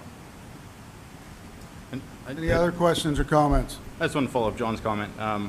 Previously, we had discussed this at length, so I'm not going to really spend too much time on it. I believe the board as a whole received 12 emails, all mostly from food service workers, all mostly against the policy. I just want to make the public clear, because we've gone through this again and again and again, so I'm not going to, again, keep dwelling on it, but this is not recommended by administration. This is not recommended by our food service workers. This is not recommended by our business manager. This is not recommended by anyone that works in the food department. No data, absolutely no data has been provided when asked on multiple occasions that this is the best way to go, yet tons of data has been shown on the other side saying that this is an asinine policy, and that ends my comments. All right, to follow up, I left one rhetorical question hanging in the air. That is, it turns out that this is a foolish policy. Shouldn't the board be held financially accountable? Everyone choked on that, and I said I hated to bring that forward. After thinking about that a little bit further, I thought that the board is not the one who's going to be financially accountable if we have to throw out good food. People who will be held financially accountable will be the citizens. We will throw out perfectly good food and be charged more for it because essentially we won't be on the program where we won't be able to buy the commodities cheaper at the commodity, the reduced commodity price, and so we'll have to pay for it at a higher price. Right. And so the board will be held accountable to pay this as a fiduciary responsibility with the citizens' vote. So that's my final thought on it. Can I interrupt you real quick? Can I interrupt? We're not throwing anything out with the implement of the fourth point that I said, that we would keep all the food that was 3 years and under. What we're looking at is for our food director to purchase what he is going to be using on a year-to-year basis. There's no guarantee what he is ordering that he will be getting it in that year. So this is just going to make sure that the food is going to be used when he orders it and what he's ordering for. I have a comment. Am I interrupting? No, I'm finished. Okay. Because we have a lot of public here, first of all, there's no prohibition about going onto the commodities market and purchasing on an annual basis, number one. Number two, when the evaluations were done of the food service department, please keep in mind that we found 5-year-old food frozen, and many members of this board felt that that's not right. And finally, this is a very simple issue. The issue is, do we want to serve the children in this district fresher food? And that's what it boils down to. All of the rest of this is, I hate to use this word, baloney. I'll simply follow up just because we do have members of the press here. The food that was found, there was a problem with the rotation of the food, and that individual was disciplined, and stringent guidelines have been made to assure that that does not happen again. That's accurate. I'm just waiting for a vote. Accurate. Guidelines were established, and then I believe Valerie went back in and found additional violations of it. So this is, again, pretty simple. We want fresh food, and I think we ought to move to vote. Any other questions or comments? I'll simply end with, the county came in, did not find any violations. I just want the public to be very aware of that.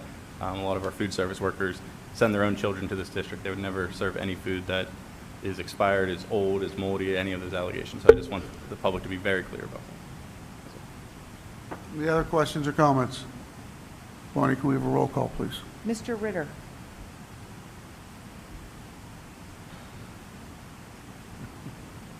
I'm trying to, if the ordinance is to say if I vote no, then the current policy stays in effect. No. Mr. Stubenbort. No. Mrs. Warning. Yes. Mr. Williams. Aye. Mrs. Byrne. Aye. Mrs. Cerrucci. No. Mr. Lapsevich. Aye. Mr. Nola. No. Mr. O'Donnell. Okay. Motion carries. Motion carries. Yes. Okay. All right. Ed? I make a motion to approve number 2 under board member resolutions titled the actual Achievement Gap Committee's recommendation. Whereas the Gateway School District's administration has advertised and begun interviewing candidates for a full-time equity director as directed by the school board by way of 7-2 vote. Whereas the Gateway School Board views the achievement gap as a full-time problem and not as a part-time problem. And whereas the Gateway School Board wishes to honor the hard work of the Achievement Gap Committee by following through with their true recommendation as depicted in the Achievement Gap Committee proposal binder given to all board members. Now therefore be it resolved, the Gateway School Board direct the administration to implement the following. Number 1, continue its first board directive to find a qualified candidate willing to work full-time to address the achievement gap that exists within the Gateway School District by serving as a full-time equity director. Number 2, expand the efforts to all buildings as a larger gap is actually present at other schools, and it seems the previously mentioned 2 elementary schools were chosen at random.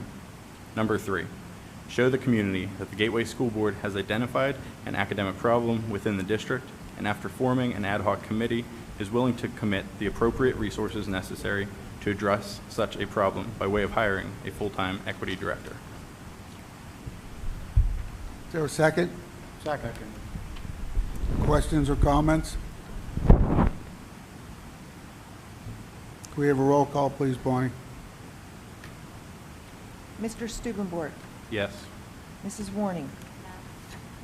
Mr. Williams. No. Mrs. Byrne. Mrs. Cerrucci. No. Mr. Lapsevich. Yes. Mr. Nola. Aye. Mr. O'Donnell. Mr. Ritter. No. Motion fails. Motion fails.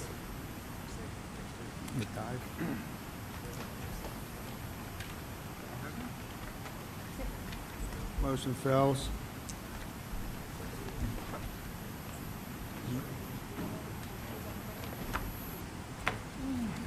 Start with, let me start with you. Mr. Short, Administrative Superintendent's Report. Thank you, Mr. Williams.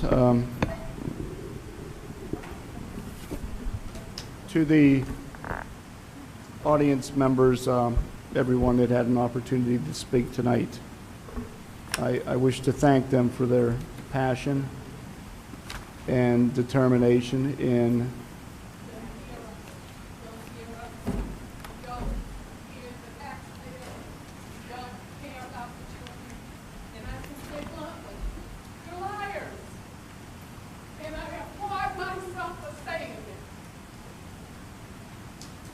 I would like to, at this time, just acknowledge Dr. Philip Woods, who's been patiently waiting over there. Dr. Woods is the current principal at West Mifflin Area High School, has a strong equity and culturally responsive background. We've interviewed Dr. Woods. He is on board 100% with the goal. He's had an opportunity during the time leading up to this meeting to not only examine some data, but also look at curriculum and also policies within the district. So he is excited to be on board. He will be working under the leadership of Dr. Chagey, Dr. Rossi, and myself. And I can assure you that we are 100% committed to working for all children within the Gateway School District. And we will continue to raise our scores to the level that the recent awards we have won, including the U.S. News World Report rankings, the top 10 in Allegheny County, the Niche.com award as an overall A within the Gateway School District. So I'm excited to have Dr. Woods on hand, and you will soon see him out and about within the buildings working with our children to ensure all their needs are met. So thank you, Dr. Woods.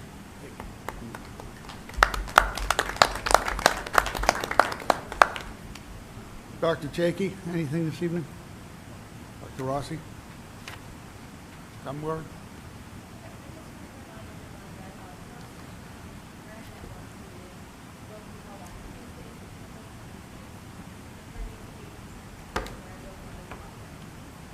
Thank you. Ms. Crump? Nothing at this time. Schott? Nothing further, thank you. Mr. Dice? Yes.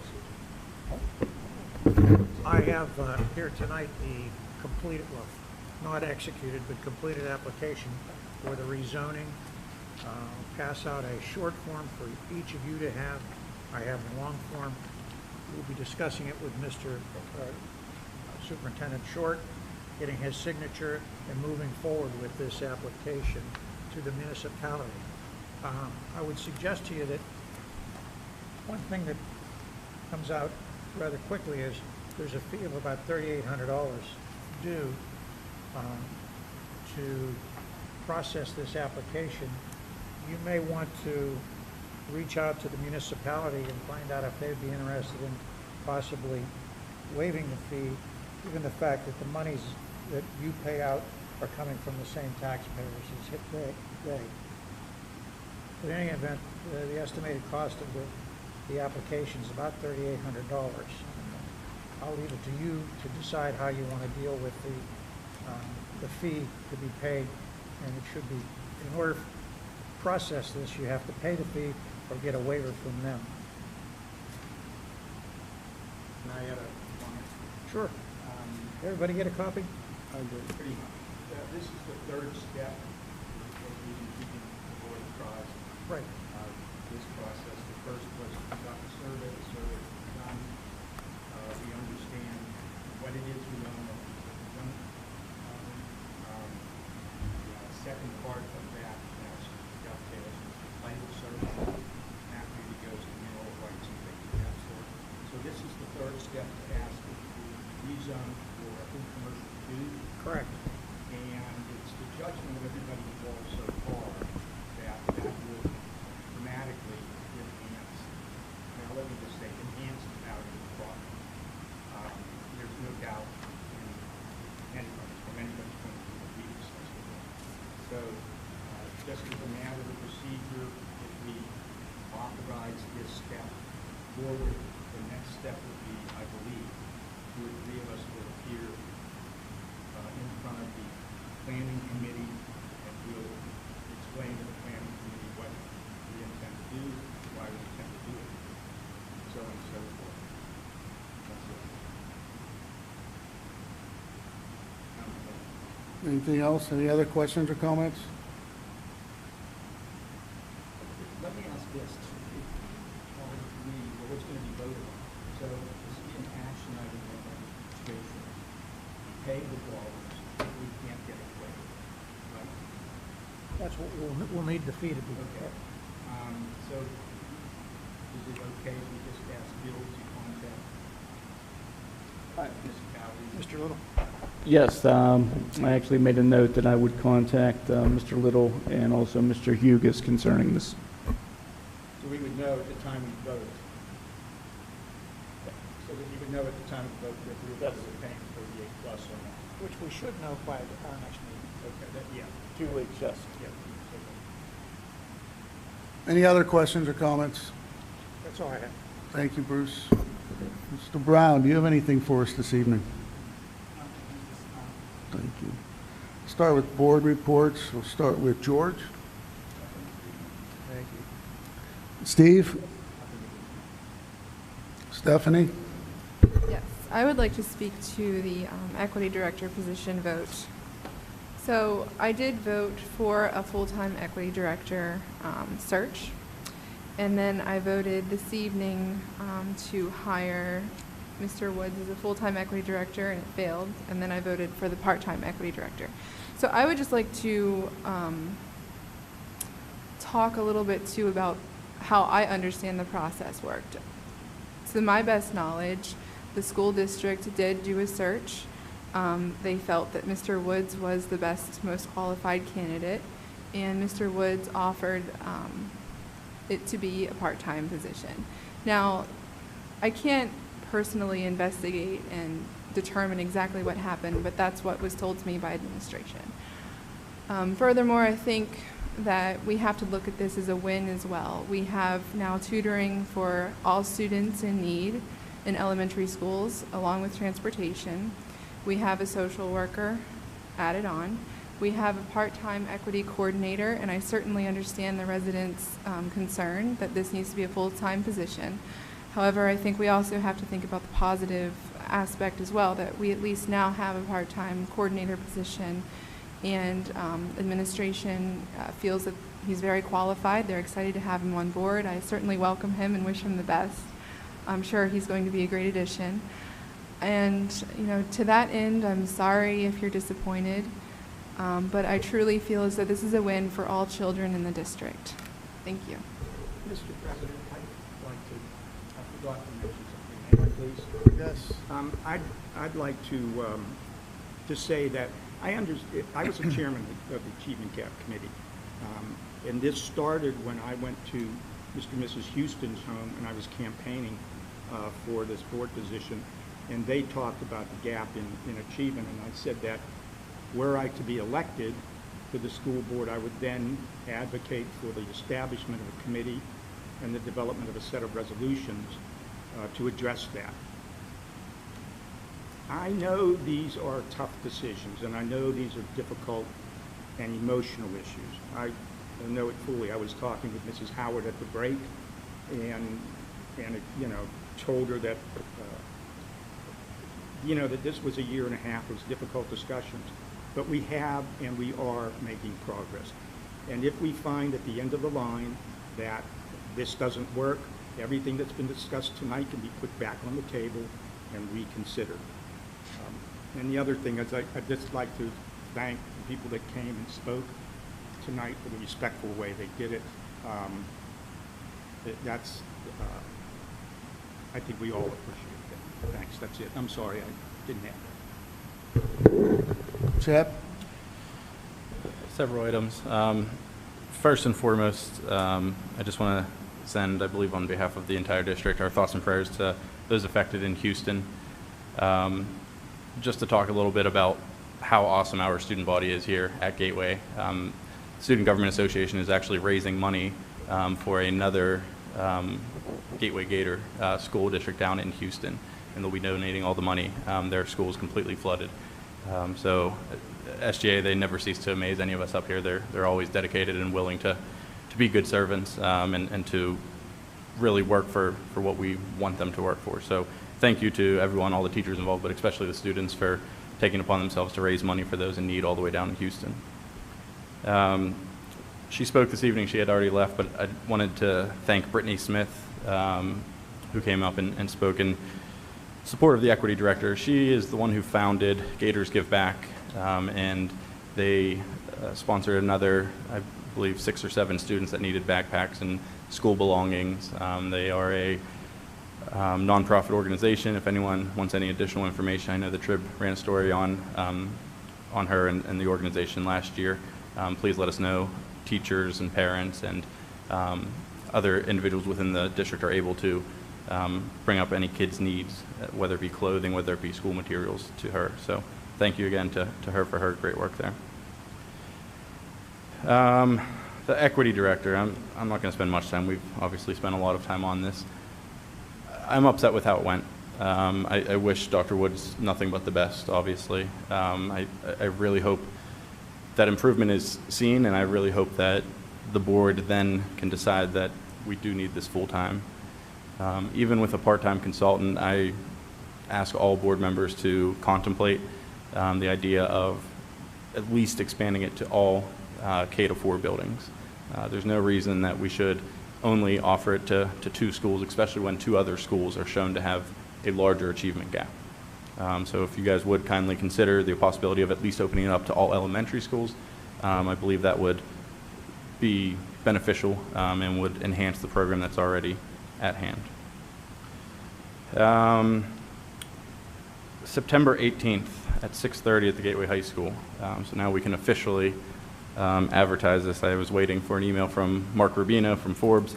So everyone is on board. We're doing a human trafficking and internet safety and social media safety. We have Robin in attendance. I want to again thank the Pennsylvania State Police for doing the internet safety and the social media safety portion. And I want to thank Mark Rubino, who's the president over at Forbes Regional Hospital, for coming and doing the human trafficking portion. It will start at 6:30, again at the Gateway High School auditorium, September 18th. It will be 1 hour dedicated to human trafficking and then another hour dedicated to safe internet use. This program is intended for teachers and parents of the Gateway School District. This is not intended for children, as there are some very sensitive, there is very sensitive material that is going to be covered. With that being said, I want to thank Tracy Riccardi, our home ec teacher, who is actually having students from the high school and also Girl Scouts to actually offer free babysitting. So if you can't come unless you have to bring your children, you're able to do that, and babysitting for all ages will be offered in the dance studio. So hopefully a lot of you guys from the community can come out to that event. The next thing, and I believe my last thing, Val, did you ever reach out to the municipality in order to set up a intergovernmental meeting? Yes, I did, Chad. I talked to Mr. Griesok. He said at this time there's nothing to alert the public on, and when their time comes, he will get in touch with me to set up the meeting. Very good. If you could reach out to him again. So what I had asked last meeting was to address the stormwater maintenance fee. I've talked to council about it. I've talked to the school board a little bit about it as we were presented information. Mr. Shaw emailed me. Let me just bring up the number. About $74,000 for the district out of the $2.5 million total collected. The reason I'm bringing it up again is the comprehensive annual financial report was just published on the municipal's website, and Goal 505 states, let me just read it verbatim, continue to evaluate the municipal separate stormwater sewer system program as it relates to the implementation of a flat fee for all property owners to repair an aging storm sewer system infrastructure. So this is continuing to pop up. I just want to make sure, I think we've gotten the runaround. I want to see what the effects, not only to the district, but to all stakeholders will have, as that will affect the district in many ways. So if you can, since that document was just published last week, reach out again, I would appreciate it. I will do that.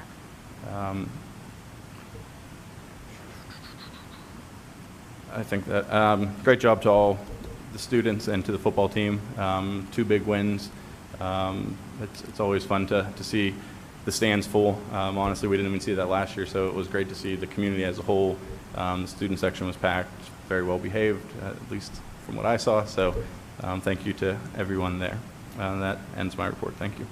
Chad, you said Dr. Rubino is on board now? Yes, he sent notification. They were waiting on whether or not the individual was able to attend that evening and to get proper authorization through Jesse Miller, which we have. So we're good to go. The event is good to go September 18th, correct? Thank you. Thank you. Mr. Ritter. Sure. I was really, really impressed by that young man, Levante, I think is his name. He graduated. Devonte Butler. Is that right? Okay. He said he was distracted by other things while at Gateway. He had a low GPA, went to CCAC. Now he has 3.5 GPA and is transferring to the University of Pittsburgh. And then he said this, someone who's by your side who encourages someone, that's a wonderful thing. And then he said, one plants and another waters. Where did he learn that?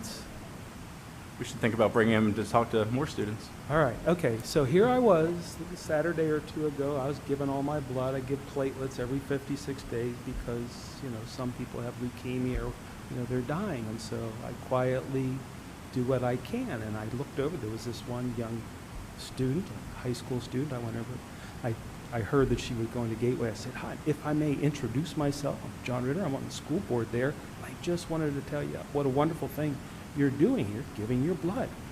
And I encouraged her to do that, throughout a lifetime. And I told her my story real quickly about how my mother had 11 kids, and there was a time when things weren't going right, and the baby was dying, my mom was dying, and someone had already given blood so that my mother could live, and my little brothers or sisters, whoever it was being born, they could live.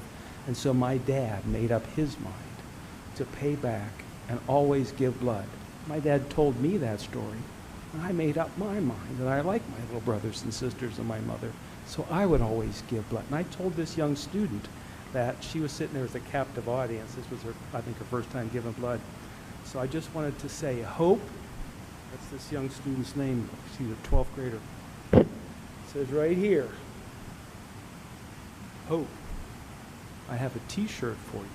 This is about breast cancer. It says, supporting the fighters, admiring the survivors, honoring the taken, and never giving up hope. So this is from the Central Blood Bank, and the nurses want hope to have this. I invited her to come here and stand up and talk. I hope she comes next time. But I also found out that we have a program here at Gateway where the students can give blood, right? Multiple. And then they turn into this guy right here, Devonte. One plants, another waters. I mean, isn't this why we're here? Thank you. Thank you, Mr. Ritter. Mr. Nola? All I have is I just want to say thanks to everybody for coming out. And I think we should have the meetings in here all the time because I like having all the people. And I encourage you all to stay engaged. Like it's not, I mean, it's good that you showed up, but you need to stay engaged. And that's all I got to say. Thanks. Thank you, Mr. Nola. Mr. Rucci? So tonight the focus was really the full-time versus a part-time equity director. But everybody needs to remember all of the other areas in which we were all in agreement. Part of this program, this is not a one-person job. This program that has many aspects that we agree on include a district-wide policy establishing equity goals, an equity action plan that our assistant superintendent, Mr. Chakey, has already created and showed me last week, an equity team consisting of a diversity consultant and a culturally responsive teaching consultant. It includes multiple members of our staff, teachers, principals, parents. It includes implementing Charlotte Danielson's framework for teaching throughout the district and a crosswalk that content with culturally responsive pedagogy. This program also includes delivering professional development for the culturally responsive pedagogy. This program also provides diversity training to all of our staff members within Cleveland, Stewart, and Evergreen elementary schools, and then additional diversity training to all teachers within the district as part of a 3-year comprehensive plan. This program, we all agree on, has an aspect to deepen emphasis on parental and community involvement to ultimately have a positive impact on student engagement and achievement.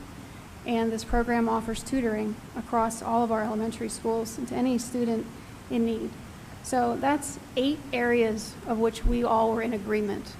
So I don't want us to leave here thinking that we were battling over a full-time or a part-time coordinator when we have 8 areas that we all agree on and 8 areas that we're moving forward on.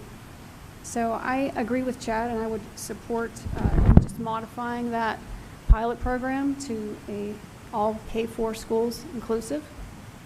However, I just want everyone to keep in mind that we might have some slight disagreements on how to move forward, but everybody here is committed to moving forward. So it's a passionate issue for everybody, and I think everybody at Gateway wants all of our students to achieve. And if anybody questions that, then shame on them, because nobody is up here giving their time and their efforts for any reason than we want to make our community and our school a better place.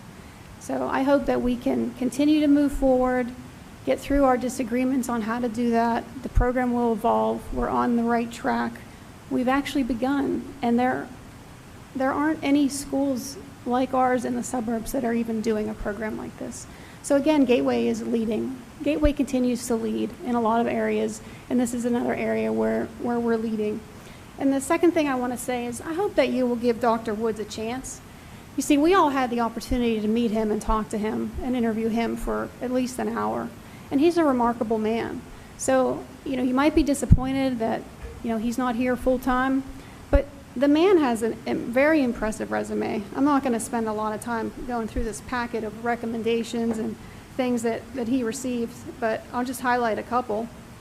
Dr. Walt Keeley Leadership Award for his respect and support for strong parent involvement, strengthening PTA organizations and openly interacting with community, creating a quality learning environment for all children, working with the AP Pathway to Equity, which Develops, expands, and increases enrollment in advanced placement courses for all students with attention given to underrepresented populations.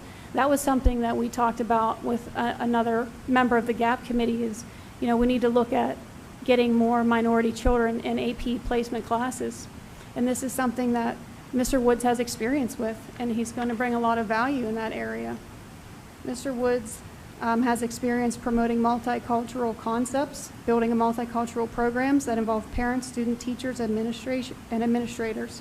He's also a member of the African American Male Mentoring Initiative founded by the Hines Endowments. Now there's many pages, but I'm just giving you a sampling because I want you to give this man a chance, and I want you to just be open to the resources that he has, the knowledge that he has, and the assets that he can bring to Gateway School District. And I personally look forward to working with you, Dr. Woods. Thank you. That's all I have. Thank you, Ms. Rucci. Mr. Warning? Yes. Make it short since Mary Beth took so long, but appreciate everything you said. First off, I just want to congratulate all the fall sports. Everybody's intact, doing well. Mr. Helchi, the band looks fantastic for all that hard work out in the blacktop, and they look great. Football team plays at Connellsville this weekend, this Friday night. I know it's a long trip, but it's worth your while to take a look at these guys if you feel like taking a drive. I know tonight with the equity director, it was a very touchy situation with everything that was going on here. I watched as people exited. Mr. Woods applied for a position, felt that he could do something here at Gateway. We should look at that it is a win-win situation. We have someone that's going to come in, work with the gaps that we have. We have a fantastic assistant superintendent, Dr. Chakey, that deals with this. I feel both of those working together, we're going to see a good turnaround here. So, Mr. Woods, welcome to, Dr. Woods, welcome to Gateway. Little issue here. I know I always get into the colors. West Mifflin, blue and gold. Got to go black and gold. West Mifflin is blue and gold. Where I'm from, Aliquippa is red and black. I can mix. So we have to, okay, right. Black and gold. Okay, yeah. So if when you do come to a game or something, you have to do, all right. I'll talk to Mr. Shore and make sure I get some paraphernalia. I just want to address the board and also the community, and I do understand this is a very sensitive area. And in the interview process, we did talk about a lot of different scenarios and how we can make this work and move forward. I'm 100% committed to the lives of young adults and betterment in their elevation through society. That young man who spoke earlier, he is the very reason why I get up at 5:10 a.m. every morning, because I have to go to work and nurture a gentleman like that. And then, once again, we talk about equity. You don't want to forget the top end. You can't forget the AP kids. You can't forget the honors kids. You don't want to be a person that's only identifying and acknowledging the troubled students. You got to spread it out. So I think this is a very unique opportunity. In my doctorate and my research, it was about lowering the achievement gap between underprivileged students and students who are identified with special education. So this is, once again, my life's work. And when the position opened, it was ideal for me.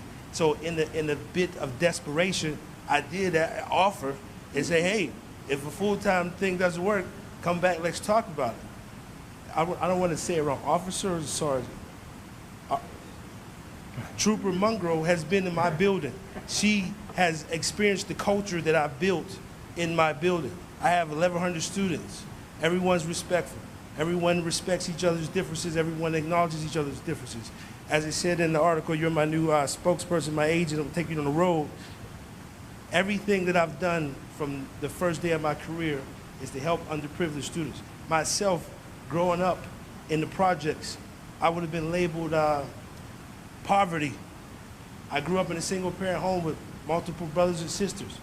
I fought through adversity. I fought through community challenges. If you're familiar with the city of Aliquippa, there's not very many cities in this area that has more poverty and crime and distractions like the gentleman talked about. I've jumped in a couple of those potholes, but I had people, like he said, that cared, that helped me get out. And if I could do it, it could be done. So I'm excited to be a part of this team, and as she said, just give me a chance. Let's work it, let's build it, let's grow it, and let's together earn the full-time position that you want. I would love to be here full-time, but in my experience, nothing comes easy. You gotta work, you gotta earn it. So this is another step, and I'm happy to be here. And I thank Mr. Short, I thank the board, I thank Dr. Chakey. I'm excited. So let's give it a chance, okay?